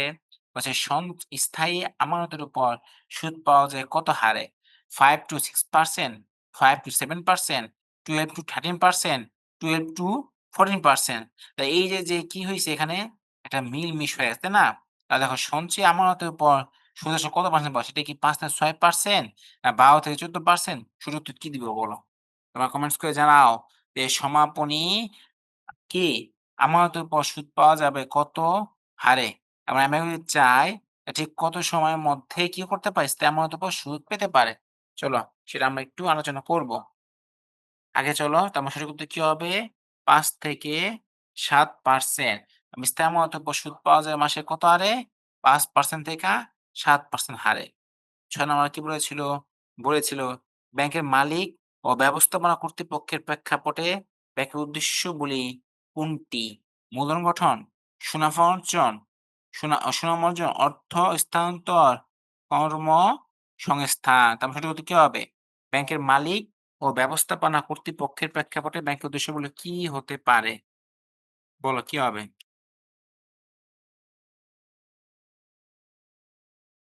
কুসুমি কমেন্টস খেয়াল করো। আমি আবার প্রশ্নটা পড়ি। বলেছে, ব্যাংকের মালিক ও ব্যবস্থাপনা কর্তৃপক্ষের প্রেক্ষাপটে ব্যাংকের উদ্দেশ্যগুলো নিম্নের কোনটি? এই যে কথা খুবই গুরুত্বপূর্ণ। মালিক ও ব্যবস্থাপনা কর্তৃপক্ষের প্রেক্ষাপট, তাই না? তাহলে কি হবে? মূলধন গঠন, সুনাম অর্জন, অস্তিত্বন্তর, এই কর্মসংস্থান। সঠিক উত্তর হবে কি? হবে বল না কেন? উম সরি সুনাম অর্জন।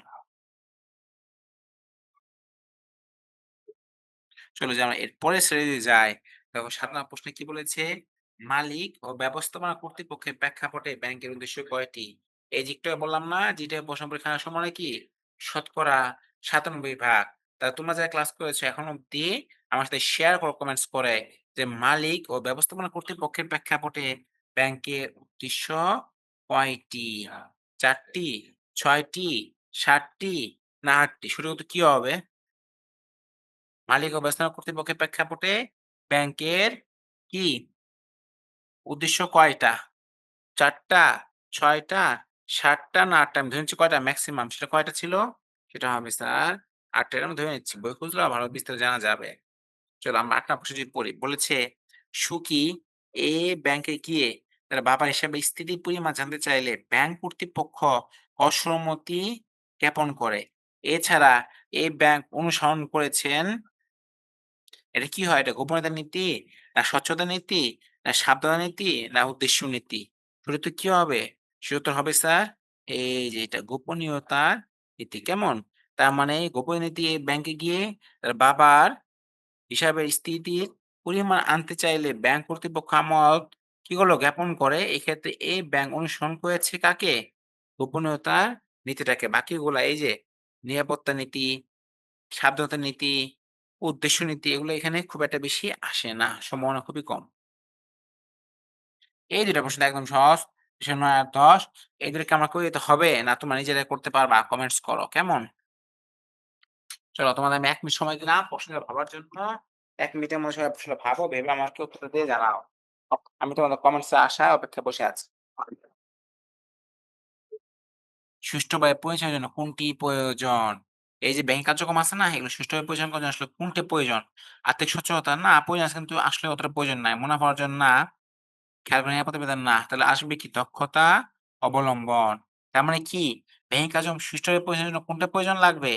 দক্ষতা অবলম্বন করা প্রয়োজন। উইথআউট এক্সপেরিয়েন্স যেকোনো জায়গায় কি করা কঠিন? খুবই কঠিন। এবং ব্যাংকিং কার্যক্রম করা তো আরো বেশি কঠিন। দেখো ১০ নম্বর প্রশ্ন ছিল কি? ব্যাংকিং ব্যবসায় মূলনীতি কয়টি? খুবই গুরুত্বপূর্ণ যেটা আমরা একটু আলোচনা করেছিলাম। বলো তো কমেন্টস করো সবাই। দেখি কার মনে আছে? বলেছিলাম ব্যাংকিং ব্যবসায়ের মূলনীতি কয়টি? ১৫ টি, ১৬ টি, ১৯ টি না ২১ টি? সঠিক উত্তর কি হবে স্যার? সঠিক উত্তর কি হবে? ব্যাংকিং ব্যবসায়ের মূলনীতি কয়টা? ১৬ টা। এই যে দেখো তোমায় দেখায় দিচ্ছি। এই দেখো এর গুণ হয়। এই যে এখানে পাশে ছিল কয়টা? ৮ টা, এ পাশে কয়টা হবে স্যার? ৮ টাই। ৮ দুগুণা কয়টা? ১৬ টা। তার মানে ব্যাংকিং ব্যবসায় মূলনীতি কয়টা আছে স্যার? মূলনীতি আছে কয়টা? ৮ দুগুণা ১৬ টা মূলনীতি আছে। তার মানে ব্যাংকিং ব্যবসায় সরকারি ও রাষ্ট্রীয় কি? রাষ্ট্রপক্ষের প্রেক্ষাপটে ব্যাংকের উদ্দেশ্য কয়টা? ১৬ টা। উদ্দেশ্য কি? উদ্দেশ্য ছিল হচ্ছে সুনাফা, সুনামা সুনাম অর্জন। কেমন? চলো। আমরা যে পড়ে বসে পেয়ে যাই। বলেছে এটার সমাধান হয়েছে। দেখো বলেছে ব্যাংকিং কার্যক্রম সুষ্ঠুভাবে পরিচালনার জন্য কোনটির প্রয়োজন? আর্থিক সচ্ছলতা, মুনাফা অর্জন, দক্ষতা অবলম্বন না নিরাপত্তা বিধান? আমি তো সোজাসুজি বলে ফেলেছি কি? তার মানে ব্যাংকিং কার্যক্রম সুষ্ঠুভাবে পরিচালনার জন্য কোনটি প্রয়োজন? দরকার স্যার দক্ষতা অবলম্বন। কারণ তার যদি সঠিক দক্ষতা না থাকে, সে যদি সঠিক চাকরি না করে থাকে, তাহলে কি হবে? যত আয়োজন সবই কি? সবই হচ্ছে স্যার বৃথা। ব্যাংকিং কার্যক্রম সুষ্ঠুভাবে পরিচালনার জন্য কোনটির প্রয়োজন? সেটা হতে হবে স্যার দক্ষতা অবলম্বনের প্রয়োজন। উইথআউট নলেজ, উইথআউট কি? Without is feature of types of AI দেখি কিসের পার্থক্য? এটা হচ্ছে ওকে। ১০ নম্বর প্রশ্ন যদি দেখি, ব্যাংকিং ব্যবসায়ের মূলনীতি কয়টি? একটু আমি বললাম না? ব্যাংকিং ব্যবসার মূলনীতি কয়টা হবে তাহলে? মূলনীতি হবে স্যার এই যে ১৬ টা। না ৫ টা, না ১৯ টা, না ২১ টা। সঠিক উত্তর কি হবে? ৫ টা।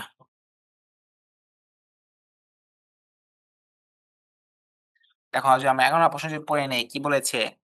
ব্যাংকিং ব্যবসায় কোন মূলনীতির ধারা ব্যয় সংকোচনের মাধ্যমে মুনাফা অর্জন সর্বাধিক হয়? শুরুতে কি হবে? দক্ষতা আছে কি? মিতব্যয়িতা, আছে সাবধানতা, আছে কি? আছে নিরাপত্তার কথা। তার মানে ব্যাংকিং ব্যবসায় কোন মূলনীতি দ্বারা কোন সংকোচ বা কি করা যায়? সংকোচের মাধ্যমে মুনাফা অর্জন করা যায়। সর্বাধিক হয় কি? সর্বাধিক হয় বলতো সর্বাধিক কি হয়? সর্বাধিক একটি বাসা তাই না? কি আছে? লাগবে দক্ষতার প্রয়োজন, আছে মিতব্যয়িতা, আছে সাবধানতা এবং সর্বশেষ কি আছে? আছে নিরাপত্তা। মানে সবগুলোই আপনি বা আমি বা ব্যাংক কি করতে পারে একসাথে করে ব্যাংক ব্যবসায় যে একটা মূলনীতি আছে, সেই মূলনীতির মাধ্যমে সংযোজন বা বিয়োজন করে ফেলতে পারে। চলো, আমরা যে ১২ প্রশ্নটা পড়ি সেটা কি ছিল? সেটা ছিল নোট ইস্যুর ক্ষেত্রে ব্যাংক কোন নীতি অনুসরণ করেন? খেয়াল করবা। এই যে বাংলাদেশ ব্যাংকে নোটগুলো ইস্যু করে না? ৳৫ নোট, ৳১০ নোট, ৳১ বা ৳২ নোট, ৳১০০ নোট, ৳১০০০ নোট। এই নোটগুলো চাইলে কি সে বাংলাদেশ ব্যাংক ইস্যু করতে পারে? না, পারে না। কেন পারে না? এটা কি? এটা কি বিনিয়োগের নীতি, না স্বচ্ছতার নীতি, না বেসরকারি নীতি, না উদ্দেশ্য নীতি? সঠিক উত্তর কি হবে স্যার? বলো। ধরছি, দুটো হবে কি? সাব, ধাঁধা নীতি। এটাই থাকবে আমাদের কি? স্টাডি ট্যুর তো শেষ। এখন তাহলে কি আছে? পড়াশোনা তো তোমরা করছো কিনা জানি না। পরীক্ষা কিন্তু সামনে চলে আসছে। হুম, দেখি আর কি কমেন্টস করেছ।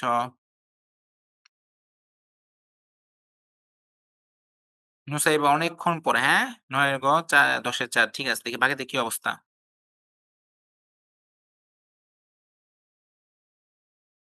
নুসাইবা ওয়ালাইকুম আসসালাম। ঠিক আছে। তার মানে এটা কি হবে? নোটিশ ও করা ব্যাংকে কোন ধরনের অনুসরণ করে? এটা হবে কি বলতো? এটা হবে উদ্দেশ্যের নীতি। কারণ ব্যাংকের শুধু কাজ নোটিশ করা না। এটা কি ব্যাংকের একটা উদ্দেশ্য। এরকম ব্যাংকের আরো অনেক কি আছে? উদ্দেশ্য আছে।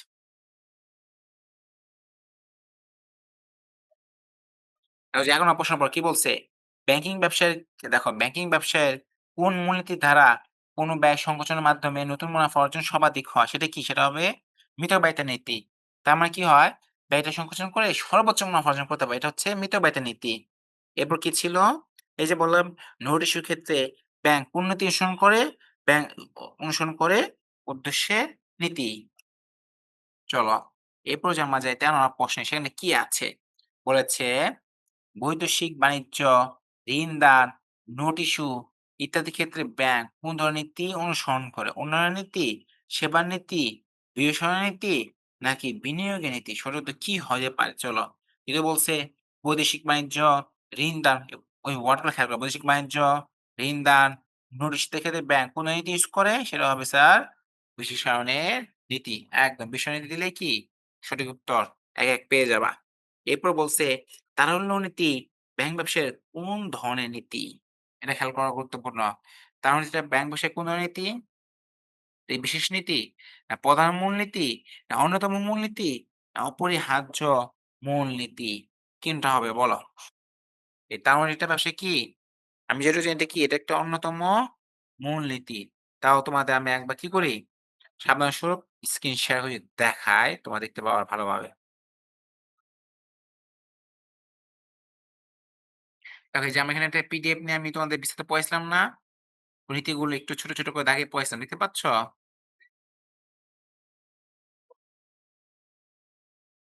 এই যে দেখো এখানে কি আছে? তাড়াতাড়ি আসো। তাড়াতাড়ি একটু মুছে নেই, তাই না? দাগানো কি হয়ে গেছে? বেশি হয়ে গেছে। এখন তো নিজে দাগানো নিজেই বোঝাচ্ছে না। দেখো এবার। এই যে বলা ছিল কি? তারল্য কথা বলেছিল না? এর মধ্যে শেষে কি ছিল? তাওয়াতে যেখানে অতিরিক্ত তারল্য থাকবে না, আবার তাহলে সংকটও হবে না। তাওয়াতে ব্যাংক ব্যবসায়িক অন্যতম কি নীতি? অন্যতম মূলনীতি। তার মানে বলছে এটা কি? এটা অন্যতম একটা মূলনীতি। এইবার চলো আমরা অপশনে দেখি, অপশনে কি বলা আছে। দেখো তো এটা উত্তর প্রশ্ন ছিল না? যে তারলনৈতিক ব্যাংক বিষয়ে কোন ধরনের নীতি? তার সঠিক উত্তর কি হবে? গ অন্যতম মূলনীতি। এভাবে বুঝে যখন পড়বা, খুঁটিয়ে, খুঁটিয়ে ধরে, ধরে পড়তে হবে। তাহলে কি করতে পারবা? পরীক্ষায় এমসিকিউ যেখান থেকে আসুক না কেন তুমি একদম ৩০ এ ৩০ পেয়ে যাবা। চলো আমরা যে এবার আরো ২ টা এমসিকিউ দেখি। এটা লাস্ট এমসিকিউ এই অধ্যায়ের। তারপর কিন্তু আমাদের ১০ ধরবো। দেখি তোমরা কে, কে সমাধান করতে পারছ। ক নাম্বার বলছে প্রচার নীতির মাধ্যমে ব্যাংক কোনটি তুলে ধরে? খেয়াল করবা। কি বলছে? প্রচার নীতির মাধ্যমে ব্যাংক কোনটি তুলে ধরে, তাই না? এই যে ব্যাংকটা আছে, এর প্রচার নীতির মাধ্যমে আসলে ব্যাংক কি ধরছে? এটা কি ঋণ নিয়ন্ত্রণ, কর্মদক্ষতা, মূলধনের পরিমাপ নাকি লেনদেনের ধরন? সঠিক উত্তর হবে কি স্যার? কর্মদক্ষতা। তার মানে ব্যাংক তার দক্ষতা দিয়ে কি করে? প্রচার নীতিটার মাধ্যমে ব্যাংকে সেটা সামনে এগিয়ে যায়, ফুটে ওঠে। সর্বশেষ ১৬ নাম্বার সেটা কি ছিল? বলেছে নিচের কোনটি বিশেষায়িত আর্থিক প্রতিষ্ঠান? কি প্রতিষ্ঠান? বিশেষায়িত আর্থিক প্রতিষ্ঠান। ওই যে আমার ছিল না কিছু তো প্রতিষ্ঠান, এটা ছিল কি বিশেষায়িত আর্থিক প্রতিষ্ঠান। যেমন national bank, Bangladesh bank, BRAC bank না বাংলাদেশ কৃষি ব্যাংক? সঠিক উত্তর হবে কি স্যার? বাংলাদেশ কৃষি ব্যাংক। কারণ বাংলাদেশ কৃষি ব্যাংক অ কেন অনুমোদন দেওয়া হইছে? কেন তাকে অনুমতি দেওয়া হইছে? কৃষকদের যে সমস্যাটা আছে, কৃষকদের যেন সহজ শর্তে ঋণ দিতে পারে এবং কৃষকদের অর্থনীতি যেন ধীরে, ধীরে ঘুরে ফেরাতে পারে। এর জন্য কি দেওয়া হয়েছে? এই যে বাংলাদেশের কৃষি ব্যাংকের অনুমতি দেওয়া হয়েছে। তার মানে এটা বিশেষ উদ্দেশ্যে বাংলাদেশ কৃষি ব্যাংকের অনুমোদন দেওয়া হয়েছে। তার মানে এটা হচ্ছে কি বিষায়িত আর্থিক প্রতিষ্ঠান। এই ছিল অধ্যায় ৯ এর কি? ৯ এর সারসংক্ষেপ। ঠিক আছে? অধ্যায় কিন্তু শেষ না। এরপর তোমাদের অধ্যায় ১০ পড়াতে হবে। কি পড়াতে হবে? অধ্যায় ১০। এই দেখো এখানে কিন্তু আছে ব্যাংকিং ব্যবসা ও তার ধরন। এটা তো একটু পড়াইলাম। হয় ১০ টাও তোমাদের পড়াবো এখন, হ্যাঁ? একটু ধৈর্য ধরো। যেহেতু আজান দিচ্ছে আমরা ৫ মিনিট ব্রেক রাখবো। এবার আমরা যাবো কোথায়? অধ্যায় ১০ এ। ১০ এ আমরা পড়বো কি? বাণিজ্যিক ব্যাংক নিয়ে আজকে আমাদের ১০ এ আলোচনা করব। কেমন? ধৈর্য ধরো। আমরা এরপরে বাণিজ্যিক ব্যাংক থেকে পরীক্ষায় প্রশ্ন আসে। আমরা লাইন বাই লাইন ধরে, ধরে আলোচনা করব। তার আগে তোমাদের কি এখন ৫ মিনিট ব্রেক। তোমরা একটু চা খাও, একটু হাত মুখ ধোও, পানি খাও কিন্তু ঘুমানো যাবে না। কেমন? বের হওয়া যাবে না। ধৈর্য। আ তোমরা যারা আছো এই যে মিথিলা আক্তার, তুশমি, অ্যানি, ইনান, রাহি তাবাসসুম একটু কমেন্টস করে জানাও। তোমরা এই পর্যন্ত যে আমি আলোচনা করলাম আজকে যে আলোচনার টপিক অধ্যায় ৯ ব্যাংকিং ব্যবসায় ধরন সবটুকু বুঝতে পেরেছ কিনা? নিশ্চয়ই সব বুঝতে পেরেছি। গুড। নিশ্চয়ই এবার সব বুঝতে পেরেছি। হ্যাঁ, গুড গার্ল। অ্যানির কি অবস্থা? অ্যানি বলছে, "জি স্যার বুঝতে পেরেছি।" তুশমি, মিথিলা আক্তার কোথায়? এনান, রাহি তাবাসসুম। রাহি তাবাসসুম কিন্তু আমি আজকে ১ম দেখতে পাই নাই। সে পড়ে এসেছে ৬ রাহি তাবাসসুম। আমি তোমার কমেন্টসটা দিয়েছো অনেক আগে কিন্তু পড়লাম সবার পরে। দুঃখিত। ওয়ালাইকুম আসসালাম রাহি। আমি ভালো আছি। তুমি কেমন আছো? চলো আমাদের এখন ৫ মিনিটের বিরতি। তারপর আমরা ফিরে যাব আমাদের আজকের আলোচনায় আবার কি? অধ্যায় ১০ এ। ঠিক আছে? চলো। আ তোমরা এই ৫ মিনিট ব্রেকে কি করলা একটু জানাও। তোমরা কি চা খেয়েছ? নাকি কি করেছ? আমরা এবার আলোচনা করব অধ্যায় ১০ নিয়ে। কেমন? চলো স্ক্রিনে যদি শেয়ার করে আমি তোমায় দেখাই। অধ্যায় ১০, অধ্যায় ১০ কেমন? এই যে এটা। দেখো বইয়ের পিডিএফ দেখতে পাচ্ছ কিনা? অধ্যায় ৯ টা আমাদের মোটামুটি ধরো শেষ।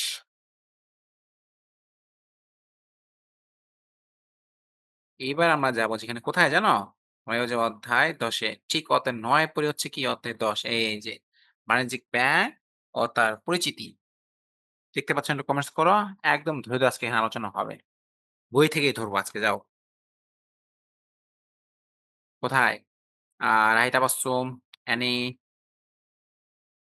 বাকিরা কই? মিথিলা আক্তার, নুসাইবা ইসলাম, নাইমা, তুশমি, ইনান। কমেন্টস করো। না করলে বুঝবো কিভাবে? তোমরা আছো নাকি এখনো তোমরা ব্রেকের মধ্যেই আছো? কথা তো বলতে হবে না?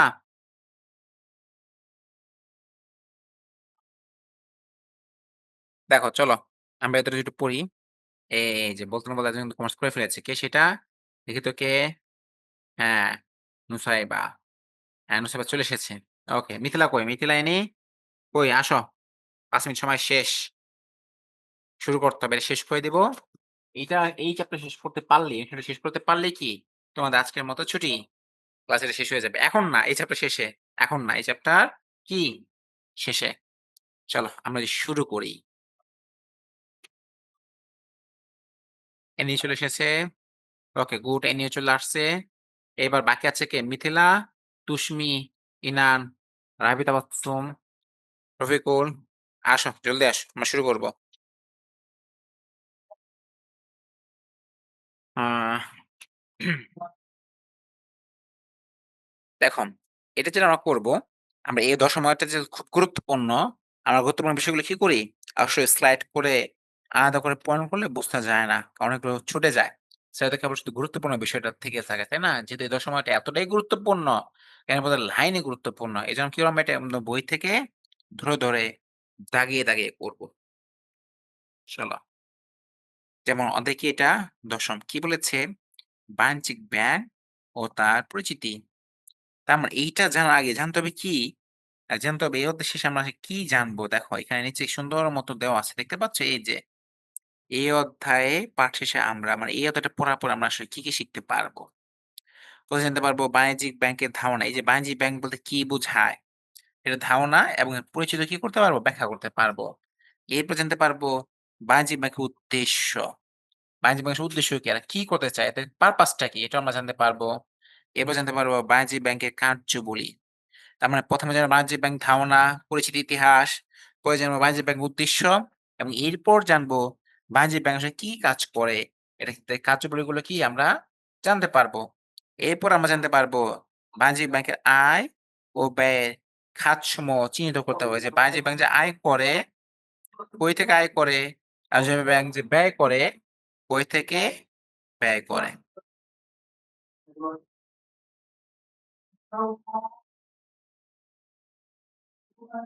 দেখো, এখানে সূচনাতে অনেক কথা বলা আছে। দেখতে পাচ্ছ? এই যে এখানে অনেকগুলো কথা বলা আছে। এগুলো আসলে অতটা বেশি গুরুত্বপূর্ণ না। এগুলো না পড়লেও চলে। আচ্ছা যেহেতু আজান দিচ্ছে, তোমরা ১ মিনিট হোল্ড করো। আমরা ১ মিনিট পর শুরু করব। কেমন? ১ মিনিট। এই যে সূচনা যেটা আছে না, এটা খুব একটা বেশি গুরুত্বপূর্ণ নহে। এটা পড়বা না। পড়বা কি? দেখো, দেখাই দিচ্ছি কি পড়তে হবে এখান থেকে। এই যে বাণিজ্যিক ব্যাংকের উদ্দেশ্যগুলা খুবই গুরুত্বপূর্ণ। ৩ স্টার, কয় স্টার? ৩ স্টার। দেখো কি বলা আছে? বলা আছে বাণিজ্যিক ব্যাংক সাধারণত মুনাফা অর্জনের জন্য গঠিত হলেও তার আরো অনেক উদ্দেশ্য আছে। সেগুলো কি? দেখো, বাণিজ্যিক ব্যাংকে উল্লেখযোগ্য উদ্দেশ্যগুলো নিচে বর্ণনা করা হলো। তবে খেয়াল রাখতে হবে, প্রধান উদ্দেশ্য কি? প্রধান উদ্দেশ্য ছিল মুনাফা অর্জন। ২ নম্বর উদ্দেশ্য মূলধন গঠন। এছাড়া কি? বিনিময়ের মাধ্যম, জনকল্যাণ, ঋণ নিয়ন্ত্রণে সহযোগিতা, পরিকল্পনা প্রণয়ন ও বাস্তবায়নে সহযোগিতা। আরো কি আছে দেখো তো? সম্পদের সুষম বন্টন, কর্মসংস্থান সৃষ্টি, ধনী দরিদ্রের বৈষম্য হ্রাসকরণ, তাই না? দেখো আরো আছে এখানে অনেক। নিরাপত্তা, অর্থনৈতিক স্থিতিশীলতা, শিল্প বাণিজ্যিক উন্নয়ন, জীবনযাত্রার মান উন্নয়ন। তার মানে কি? ১৪ টা উদ্দেশ্যের কথা এখানে বলা আছে না? এক করে কয়টা? ১৪ টা। ১৪ টা কি খুব গুরুত্বপূর্ণ? না, ১৪ টা খুব গুরুত্বপূর্ণ না। আমি দেখিয়ে দিচ্ছি। যেগুলো পরীক্ষায় সবচেয়ে বেশি আসে। মুনাফা অর্জন বিস্তারিত পড়বে। কি বলেছে? মুনাফা অর্জনের মৌলিক উদ্দেশ্যেই বাণিজ্যিক ব্যাংক গঠিত হয়। তার মানে বাণিজ্যিক ব্যাংক কোন মৌলিক উদ্দেশ্যে গঠিত হয়েছিল? উত্তর হবে কি স্যার? মুনাফা অর্জন। এটাই কি ব্যাংকের প্রাথমিক এবং মুখ্য উদ্দেশ্য। তবে এর পাশাপাশি আনুষঙ্গিক অনেকগুলো উদ্দেশ্য থাকতে পারে, যেমন মূলধন গঠন। দেখো কি বলেছে? জনগণের অতিরিক্ত অর্থ সঞ্চয় হিসাবে গ্রহণ করে বিনিয়োগের জন্য পুঁজি বা মূলধন গঠন করে তার একটি বিশেষ উদ্দেশ্য। দেখো বলা আছে বিনিময়ের মাধ্যম। বাণিজ্যিক ব্যাংক বিনিময়ের মাধ্যম হিসেবে চেক, নামগুলো মনে রাখবা, হুন্ডি, বিনিময় বিলের প্রচলন করে থাকে। আছে জনকল্যাণ, মুনাফা অর্জনের পাশাপাশি জনকল্যাণ বাণিজ্যিক ব্যাংকের একটি কি পরোক্ষ উদ্দেশ্য। এই ওয়ার্ডগুলো কিন্তু খেয়াল করতে হবে, হ্যাঁ? পরোক্ষ উদ্দেশ্য কি? পরীক্ষায় প্রশ্ন আসতে পারে এমসিকিউতে। জনকল্যাণ বাণিজ্যিক ব্যাংকের কোন ধরনের উদ্দেশ্য? এটা কি মৌলিক উদ্দেশ্য, প্রাথমিক উদ্দেশ্য, একমাত্র উদ্দেশ্য, নাকি পরোক্ষ উদ্দেশ্য? তাহলে সঠিক উত্তর কি হবে স্যার? সঠিক উত্তর হবে স্যার পরোক্ষ উদ্দেশ্য। এছাড়াও আরো আছে ঋণ নিয়ন্ত্রণ সহযোগিতা। এগুলো খুব একটা গুরুত্বপূর্ণ না। সম্পদের সুষম বন্টন, এটা কর্মসংস্থান সৃষ্টি, এটা পড়বা। এটা পরীক্ষায় আসে। বলছে অর্থনৈতিক কর্মকাণ্ডের প্রসার ঘটিয়ে কর্মসংস্থানের সুযোগ সৃষ্টি কি বাণিজ্যিক ব্যাংকের একটি উদ্দেশ্য। ধনী দরিদ্রের বৈষম্য হ্রাসকরণ। এখানে বলা আছে বাণিজ্যিক ব্যাংকের আমানত গ্রহণ ও ঋণদান কার্যক্রম সকল শ্রেণীর জনগণের অংশগ্রহণ নিশ্চিত করে, যা সমাজে ধনী দরিদ্রের দূরত্ব কি হয়? হ্রাস করে থাকে। দেখো সঞ্চয় প্রমাণ সৃষ্টি সহ আরো কি আছে? অনেকগুলো বৈশিষ্ট্য আছে গুরুত্বপূর্ণ। বাট আরেকটি গুরুত্বপূর্ণ পয়েন্ট হচ্ছে জীবনযাত্রার মান নয়। এটা কি একটা বাণিজ্যিক ব্যাংকের একটা প্রাসঙ্গিক উদ্দেশ্য। এটা যদি আমরা বিস্তারিত পড়তে যাই, বলা আছে সামগ্রিকভাবে অর্থনৈতিক উন্নয়নের সাথে জীবনযাত্রার মান উন্নয়নে কারো বাণিজ্যিক ব্যাংকেরও কি একটা উদ্দেশ্য। তার মানে বাণিজ্যিক ব্যাংক শুধু মুনাফা অর্জনই নয়। এর পাশে এরা কি করে? অনেকগুলো নিরাপত্তা, সম্পদের সুষ্ঠু বৈষম্য বন্টন, কি ধনী দরিদ্র বৈষম্য হ্রাস, শিল্প ও বাণিজ্যিক উন্নয়ন, জীবনযাত্রার মান উন্নয়ন, এগুলো কি? এগুলো বাণিজ্যিক ব্যাংকের উদ্দেশ্য। এরপর আসো আমরা জানবো কি? বলছিলাম আমরা উদ্দেশ্য জানার পর জানবো কি? বাণিজ্যিক ব্যাংকের কার্যাবলী। দেখো এই যে বলা আছে বাণিজ্যিক ব্যাংকের কার্যাবলী। এখানে কি বলা আছে? বলা আছে আর্থিক প্রতিষ্ঠান হিসাবে ব্যাংক দেশের শিল্প, বাণিজ্য, অর্থনৈতিক ও সামাজিক উন্নয়নে বিভিন্ন রকম সেবা প্রদান করে থাকে। ব্যাংকের সেবাকে আমরা ২ ভাগে ভাগ করতে পারি। সবচেয়ে গুরুত্বপূর্ণ অংশ। কয় ভাগে ভাগ করতে ব্যাংকের সেবাকে বা কাজকে? ২ ভাগে। একটা কি? প্রধান কার্যাবলী, আরেকটা বিশেষ বা অন্যান্য কার্যাবলী। পরীক্ষায় এই প্রধান কার্যাবলীতে প্রশ্ন আসে সবচেয়ে বেশি। মানে ব্রড কোয়েশ্চেন ৩ মার্ক এবং ৪ মার্কের প্রশ্ন আসে, এটা প্রধান কার্যাবলী থেকে কিন্তু আসে।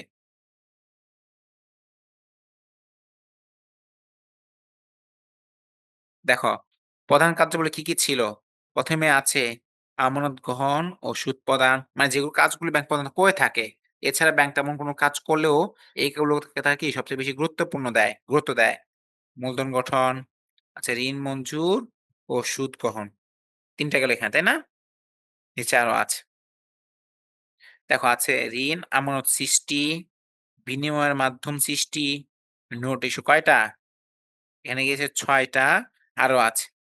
এই যে ওসি হিসাবে কাজ, আমদানি রপ্তানিতে সাহায্য, আরো আছে।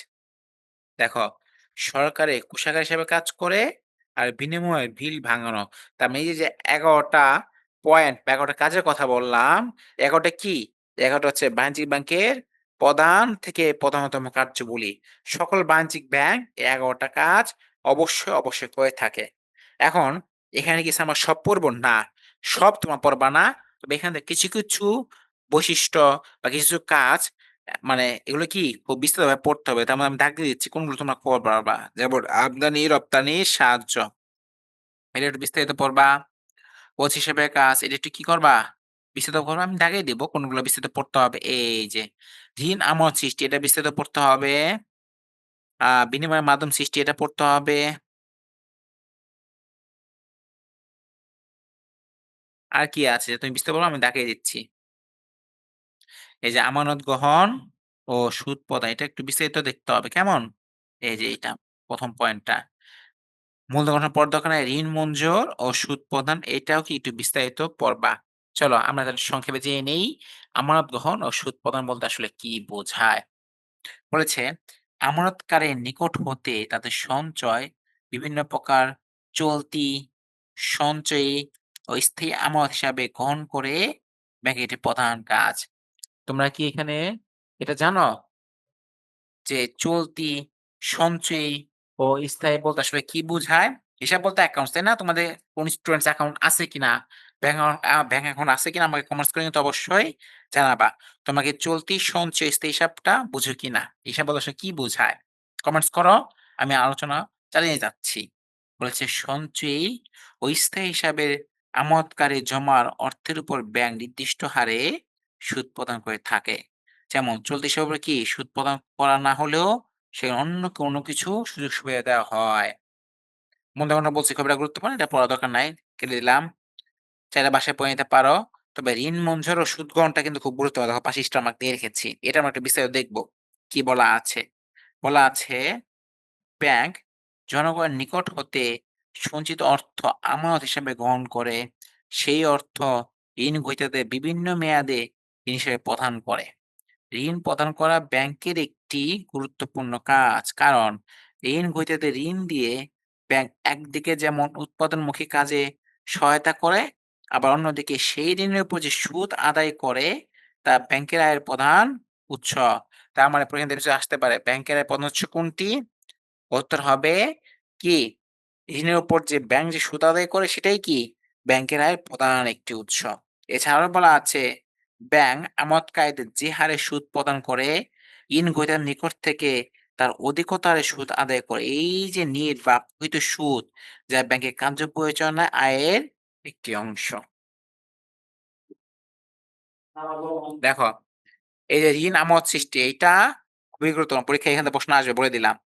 ঋণ আমোদ সৃষ্টি বলতে আসলে কি বুঝি? বলেছে ঋণ গ্রহণের সময় ঋণ গ্রহীতাকে ব্যাংকের সাথে একটি হিসাব খুলতে হয়। ঋণের অর্থ সেই হিসাবে জমা বা ক্রেডিট করা হয়। এরপর ঋণ গ্রহীতা যত পরিমাণ টাকা সেই হিসাব থেকে উত্তোলন করে সেটা ওই হিসাবে ডেবিট করা হয়। এভাবে ব্যাংক ঋণের মাধ্যমে আমানত সৃষ্টি করে। বইয়ের ভাষা অনেক কঠিন। আমি জানি তোমরা অনেকেই এটা বুঝতে পারোনি। আমি এরকম সহজভাবে বলি। ধরো এই যে নুসাইবা বা মিথিলা, হ্যাঁ? এনি তোমরা সবাই মিলে কি করলা? ব্যাংকের কাছে গেলে একটা লোন নিবা। ৳১,০০,০০০ ধার নিবা। এখন ব্যাংক যখন ৳১,০০,০০০ তোমার দেবে, টাকা তোমাকে হাতে ক্যাশ নগদ টাকা বুঝিয়ে দিবে না। সে কি করবে?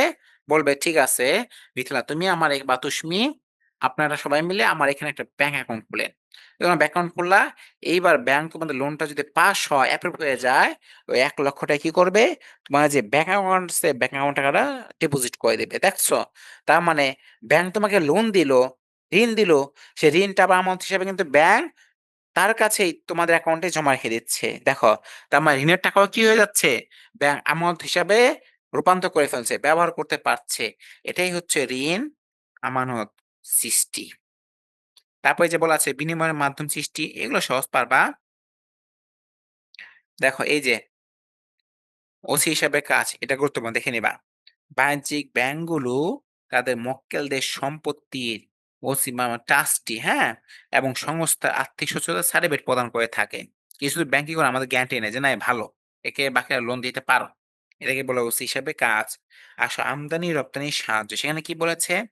বলেছে, আমদানিকারক দেশি মুদ্রা থেকে বৈদেশিক মুদ্রা, রপ্তানিকারক বৈদেশিক মুদ্রা থেকে দেশি মুদ্রায় রূপান্তর করা প্রয়োজন, যা ব্যাংকগুলোর অন্যতম কাজ। আবার প্রত্যয়পদ খুবই গুরুত্বপূর্ণ। প্রত্যয়পত্র ইংলিশে কি বলা হয়? Letter of credit. এখান থেকে পরীক্ষায় এমসিকিউ তে আসছে। ধরে নাও ১০০ বার। তোমরা যখন পরীক্ষা দিবা, কলেজে হোক বা তোমার হচ্ছে বোর্ড পরীক্ষা হোক, এই প্রশ্নটা আসবেই এমসিকিউ তে। যে এলসি এর পূর্ণরূপ কি? উত্তর কি হবে?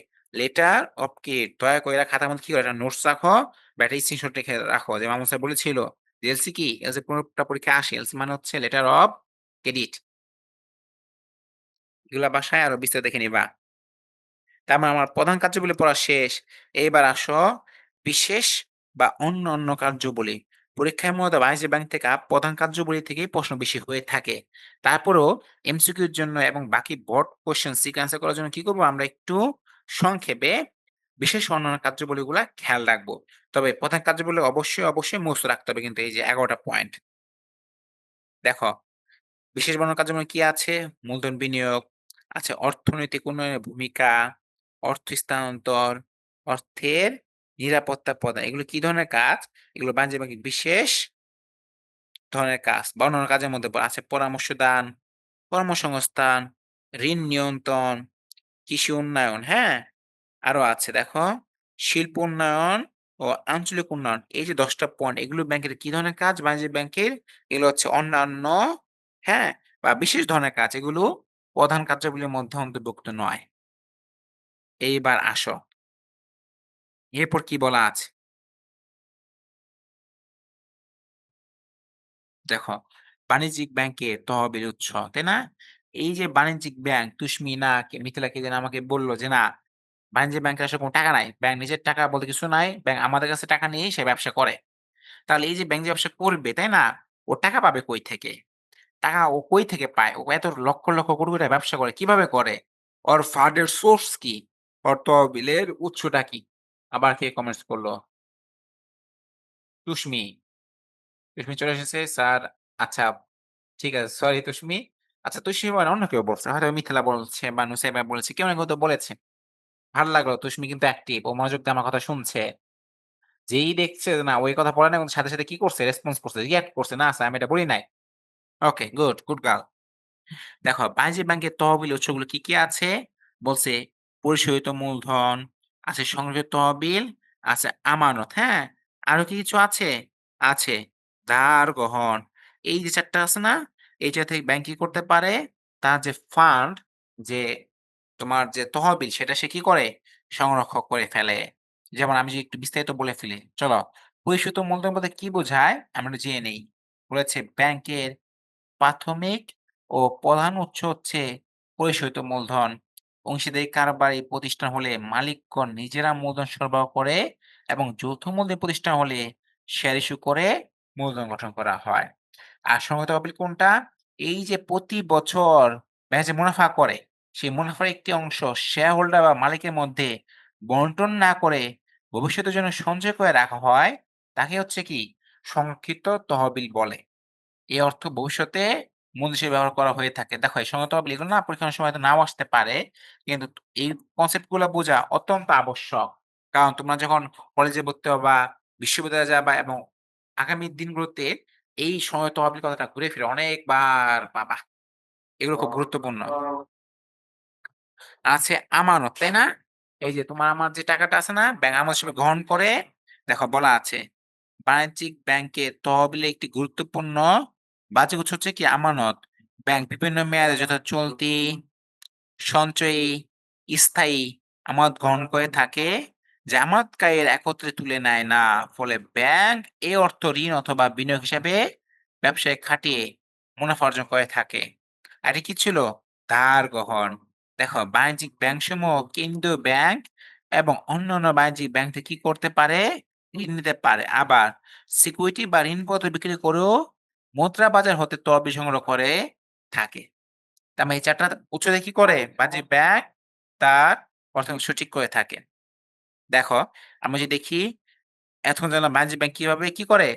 অর্থ উৎস খুঁজে বের করে। এবার আমরা জানবো বাণিজ্যিক ব্যাংকের আয়ের উৎসসমূহ।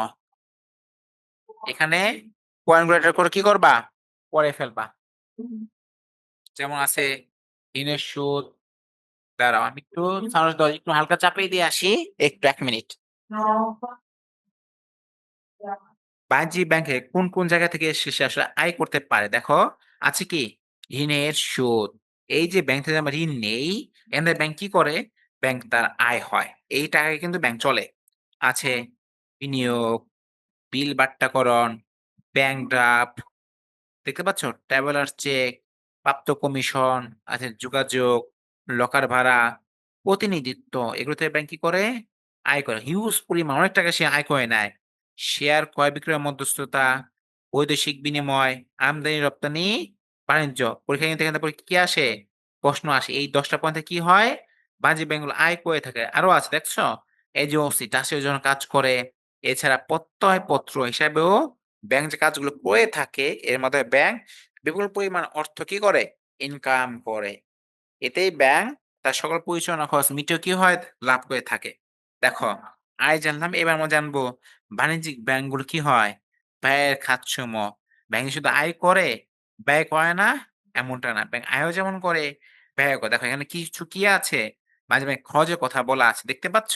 যেমন বলা আছে, বাণিজ্যিক ব্যাংক তার ব্যবসা পরিচালনার জন্য সাধারণত নিম্নলিখিত খাতগুলোকে ব্যয় করে থাকে। যেমন আমানতকারীর আমানতের উপর সুদ প্রদান করে, কেন্দ্রীয় ব্যাংক প্রদত্ত ধারের উপর সুদ প্রদান করে, অন্যান্য বাহ্যিক ব্যাংক হতে গৃহীত ঋণের উপর সুদ প্রদান করে, কর্মকর্তা ও কর্মচারী বেতন ভাতা ও বোনাস প্রদান করে, পরিচালক ও ব্যবস্থাপকের ভাতা, নিরীক্ষকের বিল আছে, অনাদায়ী ঋণের মামলা মোকদ্দমা খরচ, অফিস ঘরের ও গুদাম ঘরের ভাড়া, আছে শুল্ক ও কর, বীমা প্রিমিয়াম, যোগাযোগ খরচ যেমন ডাক, তার, টেলিভিশন, টেলেক্স, ফ্যাক্স, সুইফট ইত্যাদি। এছাড়া আছে কি?